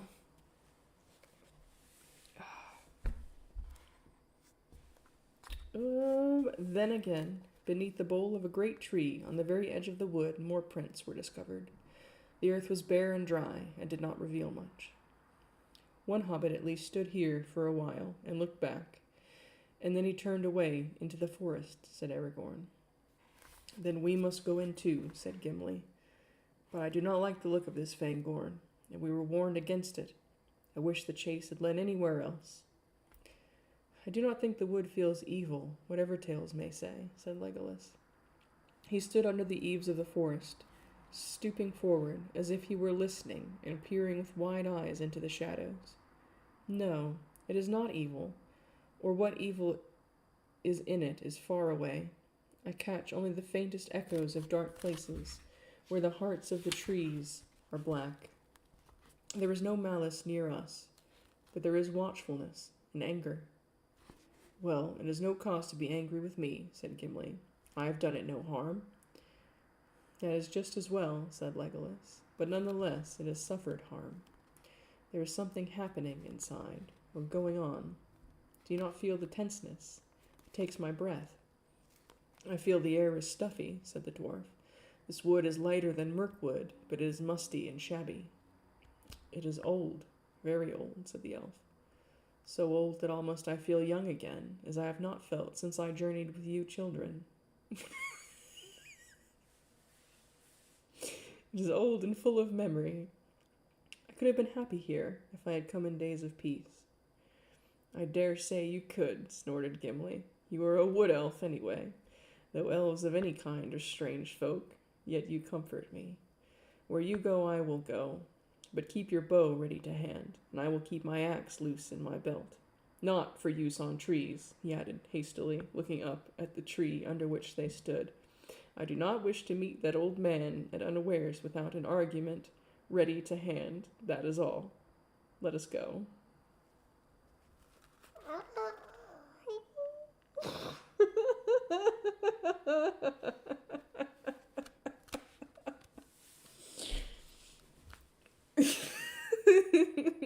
There was so many emotions back to back.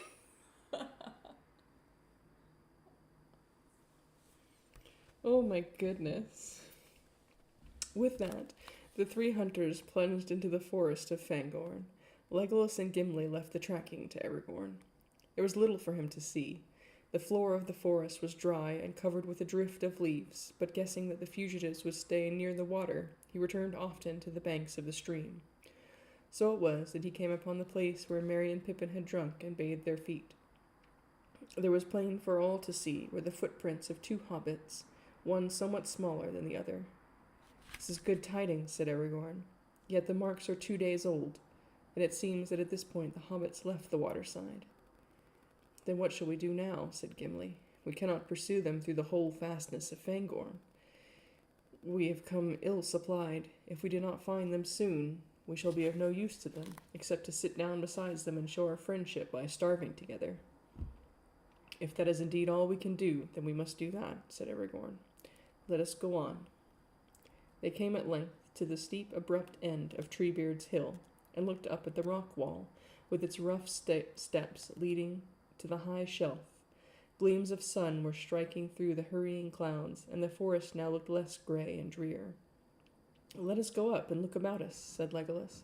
"I still feel my breath short. I should like a taste of freer air for a while." The companions climbed up. Aragorn came last, moving slowly. He was scanning the steps and ledges closely. "I am almost sure that the hobbits have been up here," he said.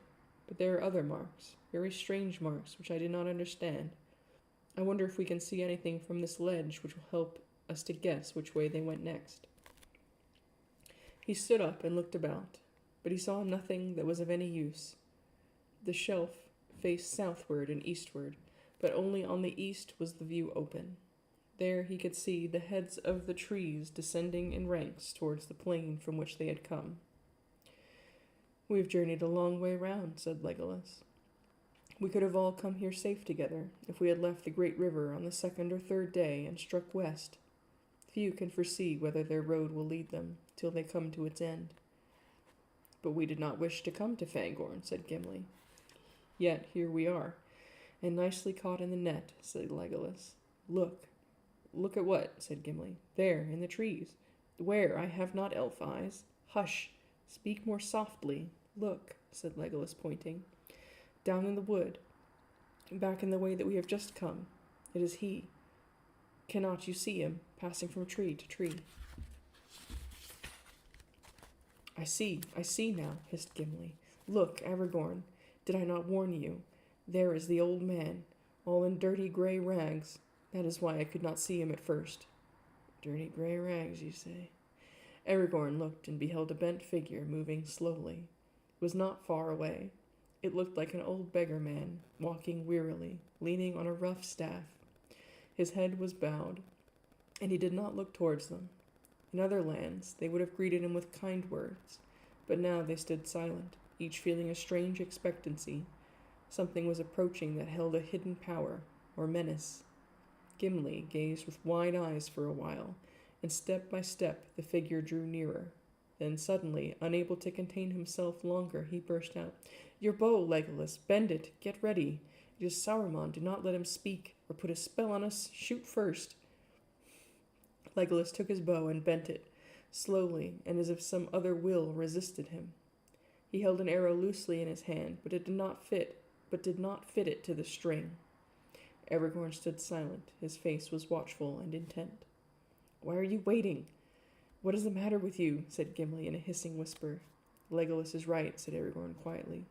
"We may not shoot an old man so, at unawares and unchallenged, whatever fear or doubt be upon us. Watch and wait."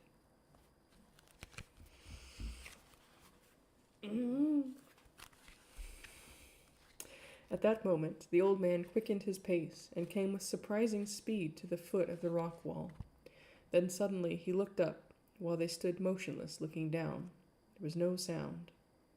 They could not see his face. He was hooded, and above the hood he wore a wide-brimmed hat, so that all his features were overshadowed except for the end of his nose and his gray beard.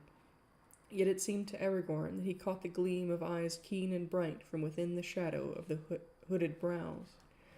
At last the old man broke the silence. "Well met indeed, my friends," he said in a soft voice. "I wish to speak to you. Will you come down, or shall I come up?" Without waiting for an answer, he began to climb. "Now!" cried Gimli. "Stop him, Legolas!" "Did I not say that I wished to speak to you?" said the old man. "Put away that bow, Master Elf." The bow and arrow fell from Legolas's hands, and his arms hung loose at his sides. "And you, Master Dwarf, pray take your hand from your axe haft till I am up. You will not need such arguments." Gimli started, and then stood still as stone, staring while the old man sprang up rough steps as nimbly as a goat. All weariness seemed to have left him. As he stepped up on the shelf, there was a gleam, too brief for certainty, a quick glint of white, as if some garment shrouded by the gray rags had been for an instant revealed. The intake of Gimli's breath could be heard as a loud hiss in the silence. "Well met, I say again," said the old man, coming towards them. When he was a few feet away, he stood, stooping over his staff, with his head thrust forward, peering at them from under his hood. "And what may you all be doing in these parts?" An elf, a man, and a dwarf, all clad in elvish fashion. No doubt there is a tale worth hearing behind it all. Such things are not often seen here. "You speak as one that knows Fangorn well," said Aragorn. "Is that so?" "Not well," said the old man.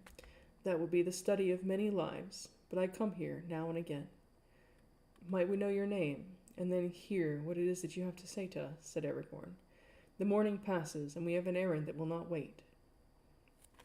"As for what I wish to say, I have said it. What may you be doing, and what tale can you tell of yourselves?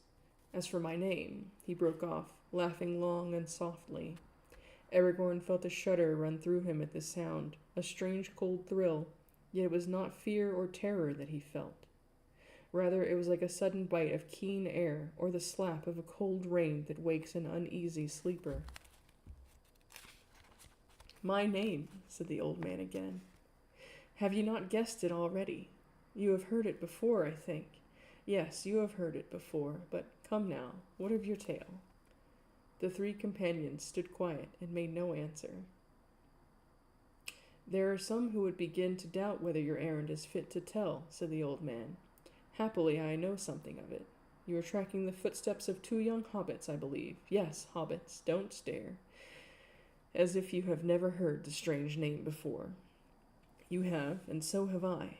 Well, they climbed up here the day before yesterday, and they met someone that they did not expect. Does that comfort you? And now you would like to know where they were taken. Well, maybe I can give you some news about that. But why are we standing? Your errand, you see, is no longer as urgent as you thought. Let us sit down and be more at ease." The old man turned away and went towards a heap of fallen stones and rock at the foot of the cliff behind. Immediately, as if a spell had been removed, the others relaxed and stirred. Gimli's hand went at once to his axe haft. Aragorn drew his sword. Legolas picked up his bow. The old man took no notice, but stopped and sat himself upon a low flat stone. Then his grey cloak drew apart, and they saw, beyond doubt, that he was clothed beneath all in white. "Saruman!" cried Gimli, springing towards him with axe in hand. "Speak! Tell us where you have hidden our friends. What have you done with them? Speak, or I will make a dint in your hat that even the wizard will find it hard to deal with." The old man was too quick for him. There's a, section break here. I don't know why. The old man was too quick for him. He sprang to his feet and leapt to the top of a large rock. There he stood, grown suddenly tall, towering above them. His hood and his grey rags were flung away. His white garments shone. He lifted up his staff, and Gimli's axe leapt from his grasp and fell ringing to the ground. The sword of Aragorn, stiff in his motionless hands, blazed with a sudden fire. Legolas gave a great shout and shot an arrow high into the air. It vanished in a flash of flame. "Mithrandir!" he cried. "Mithrandir!" "Well met, I say to you again, Legolas," said the old man. They all gazed at him. His hair was white as snow in the sunshine, and gleaming white was his robe. The eyes under his deep brows were bright, piercing as the rays of the sun. Power was in his hand. Between wonder, joy, and fear they stood, and found no words to say. At last Aragorn stirred. "Gandalf," he said, "beyond all hope you returned to us in our need. What veil was over my sight, Gandalf?" Gimli said nothing, but sank to his knees, shielding his eyes. "Gandalf," the old man repeated, as if recalling from old memory a long-disused word. "Yes, that was the name. I was Gandalf." He stepped down from the rock, and picking up his grey cloak, wrapped it about him. It seemed as if the sun had been shining, but now was hid in cloud again. "Yes, you may still call me Gandalf," he said, and the voice was the voice of their old friend and guide. "Get up, my good Gimli. No blame to you, and no harm done to me. Indeed, my friends, none of you has any weapon that could hurt me. Be merry. We meet again. At the turn of the tide. The great storm is coming, but the tide has turned." He laid his hand on Gimli's head, and the dwarf looked up and laughed suddenly. "Gandalf," he said, "but you were in all white." "Yes, I am in white now," said Gandalf. "Indeed, I am Saruman, one might almost say. Saruman as he should have been. But come now, tell me of yourselves. I have passed through fire and deep water since we parted. I have forgotten much that I thought I knew, and learned again much that I had forgotten. I can see many things far off, but many things that are close at hand I cannot see. Tell me of yourselves." "What do you wish to know?" said Aragorn. "All that has happened since we parted on the bridge would be a long tale. Will you not first give us news of the hobbits? Did you find them, and are they safe?" "No, I did not find them," said Gandalf. "There was a darkness over the valleys of the Emyn Muil, and I did not know of their captivity until the eagle told me." "The eagle," said Legolas. "I have seen an eagle high and far off. The last time was 3 days ago, above the Emyn Muil." "Yes," said Gandalf. "That was Gwaihir, the Wind Lord, who rescued me from Orthanc. I sent him before me to watch the river and gather tidings. His sight is keen, but he cannot see all that passes under hill and tree. Some things he has seen, and others I have seen myself. The ring, now, has passed beyond my help, or the help of any of the company that set out from Rivendell. Very nearly it was revealed to the enemy, but it escaped. I had some part in that, for I sat in a high place, and I strove with the dark tower, and the shadow passed. Then I was weary, very weary, and I walked long in dark thought." "Then you know about Frodo," said Gimli. "How do things go with him?" "I cannot say. He was saved from a great peril, but many lie still before him. He resolved to go alone to Mordor, and he set out. That is all I can say." "Not alone," said Legolas. "We think that Sam went with him." "Did he?" said Gandalf. And there was a gleam in his eye and a smile on his face. "Did he indeed? It is news to me, yet it does not surprise me. Good, very good. You lighten my heart. You must tell me more. Now sit by me and tell me the tale of your journey." The companion sat on the ground at his feet, and Aragorn took up the tale. For a long while Gandalf said nothing, and he asked no questions. His hands were spread upon his knees, and his eyes were closed. At last, when Aragorn spoke of the death of Boromir, and of his last journey upon the great river, the old man sighed. "You have not said all that you know or guess, Aragorn, my friend," he said quietly. "Poor Boromir. I could not see what happened to him. It was a sore trial for such a man, a warrior and a lord of men.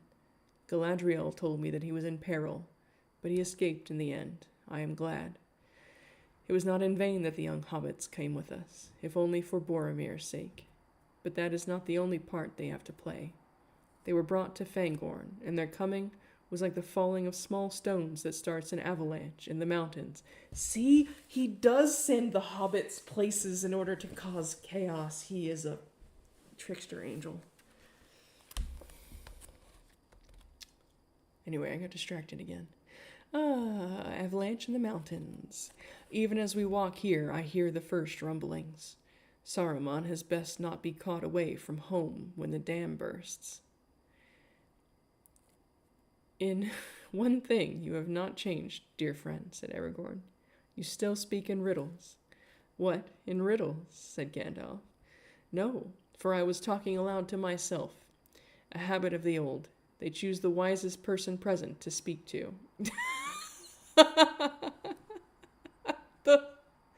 The long explanations needed by the young are wearying. He laughed, but the sound now seemed warm and kindly, as a gleam of sunshine. I am no longer young, even in the reckoning of men of the ancient houses, said Aragorn. Will you not open your mind more clearly to me? What then shall I say? Said Gandalf, and paused for a while in thought. This, in brief, is how I see things at the moment. If you wish to have a piece of my mind as plain as possible, the enemy, of course, has long known that the ring is abroad, and that it is borne by a hobbit. He knows now the number of our company that set out from Rivendell, and the kind of each of us. but he does not yet perceive our purpose clearly. He supposes that we were all going to Minas Tirith, for that is what he would himself have done in our place, and according to his wisdom, it would have been a heavy stroke against his power. Indeed, he is in great fear, not knowing what mighty one may suddenly appear, wielding the ring, and assailing him with war, seeking to cast him down and take his place. That we should wish to cast him down and have no one in his place is not a thought that occurs to his mind. That we should try to destroy the ring itself has not yet entered into his darkest dream, in which no doubt you will see our good fortune and our hope. For imagining war, he has let loose war, believing that he has no time to waste, for that he strikes the first blow, if he strikes it hard enough, may need striking no more. So the forces that he has long been preparing, he is now setting in motion, sooner than he intended. Wise fool. For if he used all his power to guard Mordor, so that none could enter, and bent all his guile to the hunting of the ring, then indeed hope would have faded. Neither ring nor bearer could have long eluded him. But now his eye gazes abroad, rather than near at home, and mostly he looks toward Minas Tirith. Very soon now his strength will fall upon it like a storm. For already he knows that the messengers that he sent to waylay the company have failed again. They have not found the ring, neither have they brought away any hobbits as hostages. Had they done even so much as that, it would have been a heavy blow to us, and it might have been fatal. But let us not darken our hearts by imagining the trial of their gentle loyalty in the Dark Tower. For the enemy has failed, so far, thanks to Saruman. Then is not Saruman a traitor? Asked Gimli. Indeed, yes, said Gandalf. Doubly. And is not that strange? Nothing that we have endured of late has seemed so grievous as the treason of Isengard. Even reckoned as a lord and captain, Saruman has grown very strong. He threatens the men of Rohan and draws off their help from Minas Tirith, even as the main blow is approaching from the east. Yet a treacherous weapon is ever a danger to the hand. Saruman also had a mind to capture the ring for himself, or at least to snare some hobbits for his evil purposes. So between them our enemies have contrived only to bring Merry and Pippin with marvelous speed, and in the nick of time, to Fangorn, where otherwise they would never have come at all. Also, they have filled themselves with new doubts that disturb their plans. No tidings of the battle will come to Mordor, thanks to the horsemen of Rohan, but the Dark Lord knows that 2 hobbits were taken in the Emyn Muil and borne away towards Isengard against the will of his own servants. He now has Isengard to fear as well as Minas Tirith. Oh, the 2 towers. If Minas Tirith falls, it will go ill with Saruman. It is a pity that our friends lie in between, said Gimli. If no land divided Isengard and Mordor, then they could fight while we watched and waited. The visitor would emerge stronger than either, and free from doubt, said Gandalf. But Isengard cannot fight Mordor, unless Sauron first obtains the ring. That he will never do now. He does not yet know his peril. There is much that he does not yet know. He was so eager to lay his hands on his prey that he could not wait at home, and he came forth to meet and spy on his messengers. But he came too late for once, and the battle was over and beyond his help before he reached these parts. He did not remain here long. I took into his mind, and I see his doubt. He has no woodcraft. He believes that the horsemen slew and burned all upon the field of battle, but he does not know that the orcs were bringing any prisoners or not. He does not know of the quarrel between his servants and the orcs of Mordor, nor does he know of the winged messenger. The winged messenger, cried Legolas. I shot at him with the bow of Galadriel above Sarn-Gabir, and I felled him from the sky. He filled us with fear. What new terror is this? One you cannot slay with arrows, said Gandalf. You only slew his steed. It was a good deed, but the rider was soon horsed again, for he was a Nazgul of the 9, one who ride now upon winged steeds. Soon their terror will overshadow the last armies of our friends, cutting off the sun. But they have not yet been allowed to cross the river, and Saruman does not know of this new shape in which the ringwraiths have been clad. His thought is ever on the ring. Was it present in the battle? Was it found? What if Theoden, Lord of the Mark, should come by it and learn of its power? That is the danger he sees, and he has fled back to Isengard to double and treble his assault on Rohan. And if all the time there is another danger close at hand, which he does not see, busy with his fiery thoughts, he has forgotten Treebeard. Now you speak to yourself again, said Aragorn with a smile. Treebeard is not known to me, and I have guessed part of Saruman's double treachery. Yet I do not see in what way the coming of 2 hobbits to Fangorn has served, save to give us a long and fruitless chase. Wait a minute, cried Gimli. There is another thing that I should like to know. Was it you, Gandalf, or Saruman, that we saw last night? You certainly did not see me, answered Gandalf. Therefore I must guess you saw Saruman. Evidently we look so much alike that your desire to make an incurable dent in my hat must be excused. Good, good, said Gimli. I am glad that it was not you. Gandalf laughed again. Yes, my good dwarf, he said. It is a comfort not to be mistaken at all points. Do I not know only too well? But of course, I never blamed you for your welcome to me. How could I do so, who have so often counseled my friends to suspect even their own hands when dealing with the enemy? Bless you, Gimli, son of Glóin. Maybe you will see us both together one day and judge between us. But the hobbits, Legolas broke in. We have come far to seek them, and you seem to know where they are. Where are they now? With Treebeard and the Ents, said Gandalf. The Ents, exclaimed Aragorn. Then there is truth in the old legends about dwellers in the deep forests, the giant shepherds of the trees. Are there still Ents in the world? I thought that they were only a memory of ancient days, if indeed they were ever more than a legend of Rohan. A legend of Rohan, cried Legolas. Oh, great, love this. Nay, every elf in Wilderland has sung songs of the old Orodrin and their long sorrow. Yet, even among us, they are only a memory. If I were to meet one still walking in this world, then indeed I should feel young again. But Treebeard, that is only a rendering of Fangorn into the common speech. Yet, you seem to speak of a person. Who is this Treebeard? Ah, now you are asking much, said Gandalf. The little that I know of his long, slow story would make a tale for which we have no time now. Treebeard is Fangorn, the guardian of the forest. He is the oldest of the Ents, the oldest living thing that still walks beneath the sun upon this middle earth. I hope indeed, Legolas, that you may yet meet him. Merry and Pippin may have been fortunate. They met him here, even where we sit, for he came here 2 days ago and bore them away to his dwelling far off by the roots of the mountain. He often comes here, especially when his mind is uneasy and rumors of the world outside trouble him. I saw him 4 days ago striding among the trees, and I think he saw me, for he paused. But I did not speak, for I was heavy with thought, and weary after my struggle with the Eye of Mordor, and he did not speak either, nor call my name. Perhaps he also thought that you were Saruman, said Gimli, but you speak of him as if he were a friend. I thought Fangorn was dangerous. Dangerous, cried Gandalf. And so am I, very dangerous. More dangerous than anything you will ever meet, unless you are brought alive before the seat of the Dark Lord.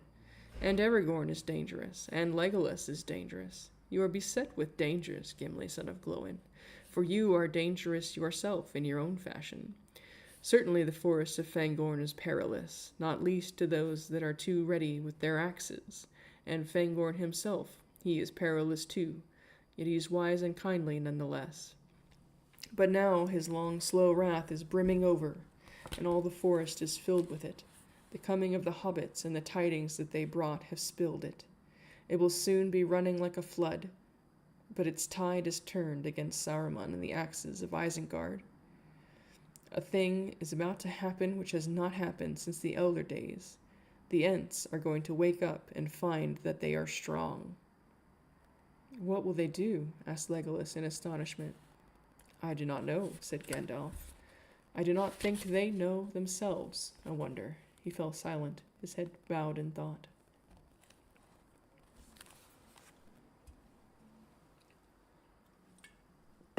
Ah, that's why these breaks are here. Hydration. The others looked at him. A gleam of sun through fleeting clouds fell upon his hands, which lay now upturned on his lap. They seemed to be filled with light, as a cup is with water. At last he looked up and gazed straight at the sun. "That's not good for you." "The morning is wearing away," he said. "Soon we must go." "Do we go to find our friends and to see Treebeard?" asked Aragorn. "No," said Gandalf. "That is not the road that you must take. I've spoken words of hope, but only of hope. Hope is not victory. War is upon us and all our friends, a war in which only the use of the ring could give us surety of victory. It fills me with great sorrow and great fear, for much shall be destroyed, and all may be lost. I am Gandalf, Gandalf the White, but black is mightier still." He rose and gazed out eastward, shading his eyes, as if he saw things far away that none of them could see. Then he shook his head. "No," he said in a soft voice, "it has gone beyond our reach. Of that at least let us be glad. We can no longer be tempted to use the ring. We must go down to face a peril near despair, yet that deadly peril is removed." He turned. "Come, Aragorn, son of Arathorn," he said. "Do not regret your choice in the valley of the Emyn nor call it a vain pursuit. You chose amid doubts the path which seemed right. The choice was just, and it has been rewarded, for so we have met in time, who otherwise might have met too late. But the quest of your companions is over. Your next journey is marked by your given word. You must go to Edoras and seek out Theoden in his hall, for you are needed. The light of Anduril— oh, actually, it's probably Anduril. Yeah, the light of Anduril must now be uncovered in the battle for which has so long waited. There is war in Rohan, and worse evil. It goes ill with Theoden." "Then are we not to see the merry young hobbits again?" said Legolas. "I did not say so," said Gandalf. "Who knows? Have patience. Go where you must go, and hope. To Edoras. I go thither also." "It is a long way for a man to walk, young or old," said Aragorn. "I fear the battle will be over long ere I come there." We shall see, said Gandalf. "Will you come now with me?" "Yes. We will all set out together," said Aragorn. "But I do not doubt that you will come there before me, if you wish." He rose and looked long at Gandalf. The others gazed at them in silence as they stood there facing one another. The gray figure of the man, Aragorn, son of Arathorn, was tall and stern as stone, his hand upon the hilt of his sword. He looked as if some king out of the mists of the sea had stepped upon the shores of lesser men. Before him stood the old figure, white, shining now as if with some light kindled within, bent, laden with years, but holding a power beyond the strength of kings. "Do I not say truly, Gandalf," said Aragorn at last, "that you could go whithersoever you wished quicker than I? And this I also say, you are our captain and our banner. The Dark Lord has 9, but we have one, mightier than they, the White Rider. He has passed through the fire and the abyss, and they shall fear him. We will go where he leads." "Yes, together we will follow you," said Legolas. "But first it would ease my heart, Gandalf, to hear what befell you in Moria. Will you not tell us? Can you not stay even to tell your friends how you were delivered?" I have stayed already too long," answered Gandalf. "Time is short, but if there were a year to spend, I would not tell you all." "Then tell us what you will, and time allows," said Gimli. "Come, Gandalf, tell us how you fared with the Balrog." "Name him not," said Gandalf. And for a moment it seemed that a cloud of pain passed over his face, and he sat silent, looking old as death. "Long time I fell," he said at last, slowly, as if thinking back with difficulty. "Long I fell, and he with me. His fire was about me. I was burned. Then we plunged into deep water, and all was dark. Cold it was as the tide of death. It almost froze my heart. Deep is the abyss that is spanned by Durin's bridge,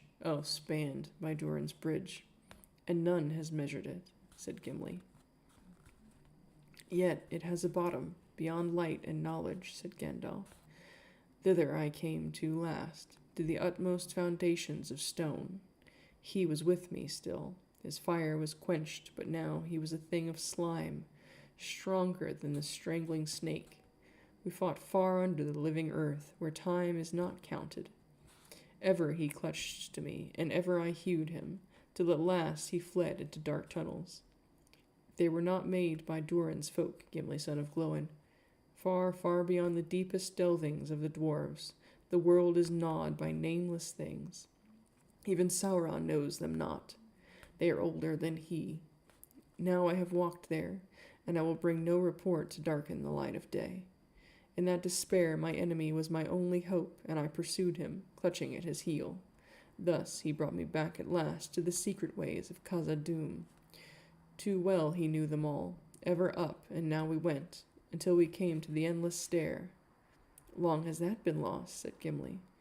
"Many have said that it was never made save in legend, but others say that it was destroyed."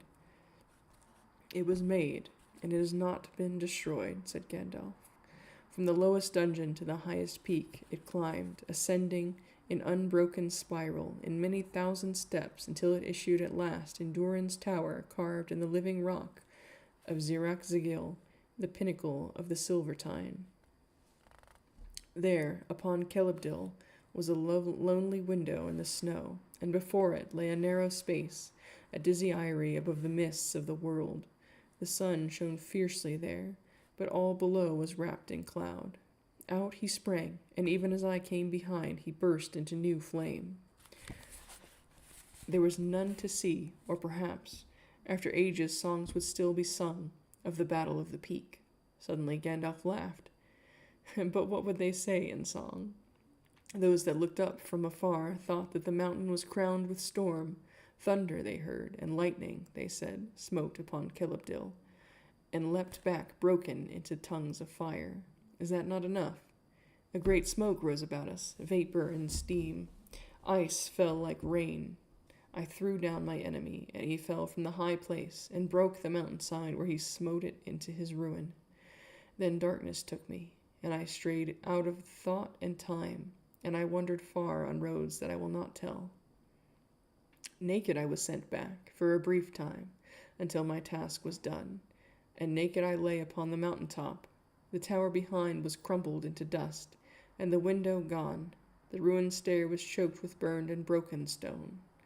I was alone, forgotten, without escape upon the hard horn of the world. There I lay staring upward, while the stars wheeled over, and each day was as long as a life age of the earth. Faint to my ears came the gathered rumor of all lands, the springing and the dying, the song and the weeping, and the slow everlasting groan of overburdened stone. And so, at last, Gwahir the Wind-Lord found me again, and he took me up and bore me away. Ever am I fated to be your burden, friend at need, I said. A burden you have been, he answered, but not so now. Light as a swan's feather in my claw you are. The sun shines through you. Indeed, I do not think that you need me any more. Were I to let you fall, you would float upon the wind. Do not let me fall, I gasped, for I felt life in me again. Bear me to Lothlorien. That indeed is the command of the Lady Galadriel who sent me to look for you, he answered. Thus it was that I came to Caras Galadon, and found you but lately gone. I tarried there in the ageless time of that land where days bring healing, not decay. Healing I found, and I was clothed in white. Counsel I gave, and counsel I took. Oh my god, I have to sing? Thence by strange roads I came, and messages I bring to some of you. To Aragorn I was bidden to say this. Ooh. Where now are the Dunedain, Elisar? Why do thy kinsfolk wander afar? Near is the hour when the lost should come forth, and the grey company ride from the north. But dark is the path appointed for thee. The dead watch the road that leads to the sea. To Legolas she sent this word. Legolas Greenleaf, long under tree, in joy thou hast lived, beware of the sea. If thou hearest the cry of the gull on the shore, thy heart shall then rest in the forest no more. Gandalf fell silent and shut his eyes. Then she sent me no message, said Gimli, and bent his head. Dark are her words, said Legolas, and little do they mean to those that receive them. That is no comfort, said Gimli. What then, said Legolas? Would you have her speak openly to you of your death? Yes, if she had naught else to say. What is that? Said Gandalf, opening his eyes. Yes, I think I can guess what her words may mean. Your pardon, Gimli, I was pondering the messages once again. But indeed, she sent words to you, and neither dark nor sad. To Gimli, son of Glóin, she said, give this lady's greeting. Lock-bearer, wherever thou goest, my thoughts go with thee. But have a care to lay thine axe to the right tree.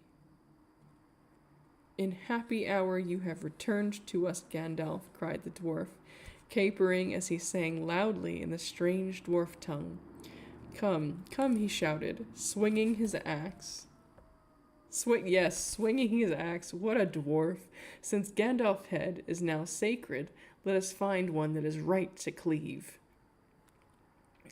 That will not be far to seek, said Gandalf, rising from his seat. Come, we have spent all the time that is allowed to a meeting of parted friends. Now there is need of haste.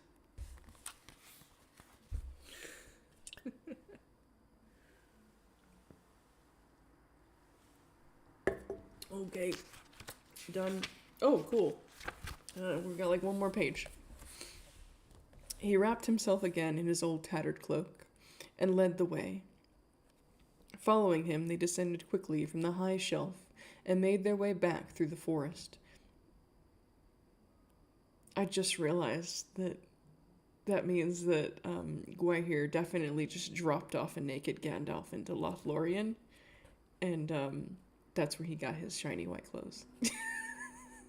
Anyway, following him, they descended quickly from the high shelf and made their way back through the forest, down the bank of the Entwash. They spoke no more words, until they stood again upon the grass beyond the eaves of Fangorn. There was no sign of their horses to be seen. They have not returned, said Legolas. It will be a weary walk. I shall not walk. Time presses, said Gandalf. Then lifting up his head, he gave a long whistle. So clear and piercing was the note, the others stood amazed to hear such a sound come from those old bearded lips. 3 times he whistled.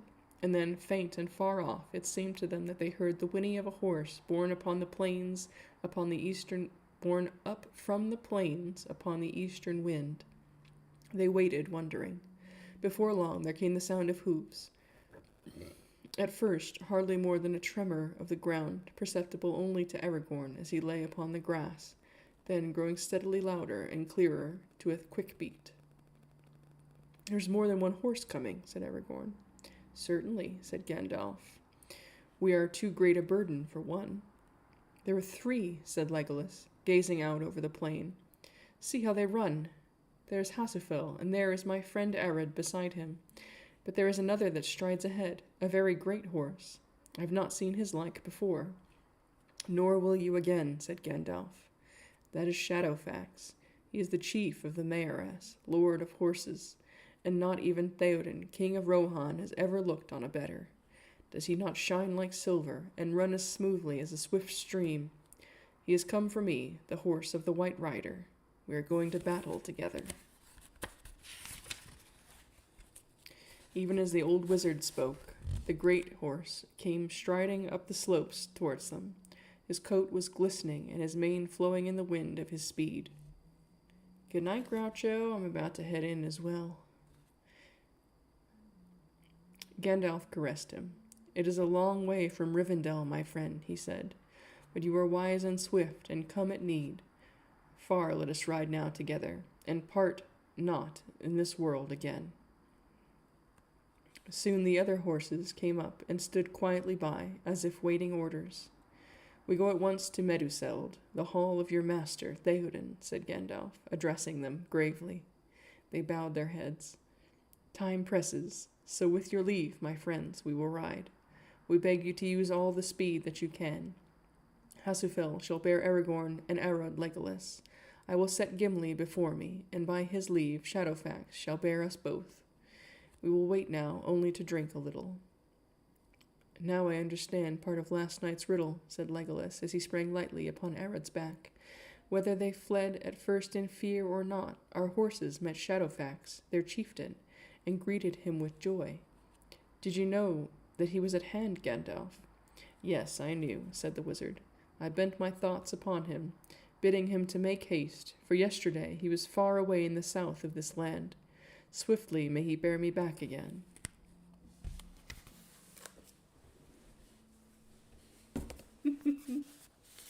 Gandalf spoke now to Shadowfax, and the horse set off at a good pace, yet not beyond the measure of the others. After a little while he turned suddenly, and choosing a place where the banks were lower, he waded the river, then led them away due south into a flat land, treeless and wide. The wind went like gray waves through the endless miles of grass. There was no sign of road or track, but Shadowfax did not stay or falter. "He is steering a straight course now for the hall of Theoden under the slopes of the White Mountains," said Gandalf. "It will be quicker so. The ground is firmer in the Eastamnet, where the chief northward track lies, across the river, but Shadowfax knows the way through every fern and hollow." For many hours they rode on through the meads and riverlands. Often the grass was so high that it reached above the knees of the riders, and their steeds seemed to be swimming in a gray-green sea. They came upon many hidden pools, and broad acres of sedge waving above wet and treacherous bogs, but Shadowfax found the way, and the other horses followed in his swathe. Slowly the sun fell from the sky down in the west. Looking out over the great plain, far away, the riders saw it for a moment, like a red fire sinking into the grass. Low upon the edge of sight, shoulders of the mountains glinted red upon either side. A smoke seemed to rise up and darken the sun's disk to the hue of blood, as if it had kindled the grass as it passed down under the rim of the earth. "There lies the gap of Rohan," said Gandalf. "It is now almost due west of us. That way lies Isengard." "I see a great smoke," said Legolas. "What may that be?" "Battle and war," said Gandalf. "Ride on." And that is the end of the chapter. Ooh. I think we get to meet Theoden next time. Those were good chapters. I freaking love this book.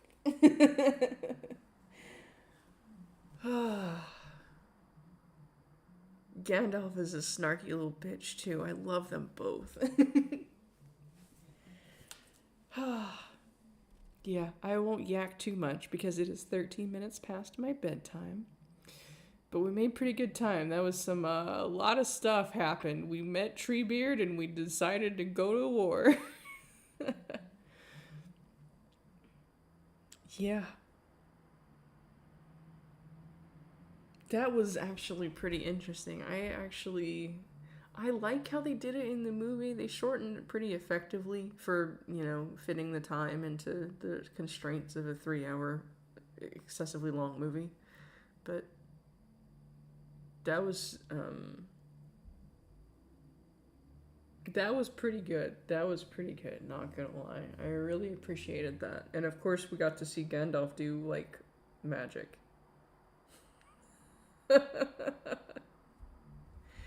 We saw Treebeard do magic, and we saw Gandalf do magic. Very interesting. Very interesting indeed. And we had a lot of rather poignant and probably long thoughts. And then we got to see Gandalf do magic. That was great. I'm glad Gandalf's back. He's so fun. And we get to meet Theoden. And we get to go to war with Isengard. It's gonna be some good chapters coming up. This is a really great book. I'm thoroughly enjoying myself here. But it is 15 minutes past my bedtime. I have a new picture, finally. Yes, I finally took a new picture for the stream, so yay. I think it looks pretty neat. Thank you guys for showing up. Thank you all in the future listening to this in your time periods. And we will see you again soon. Good night.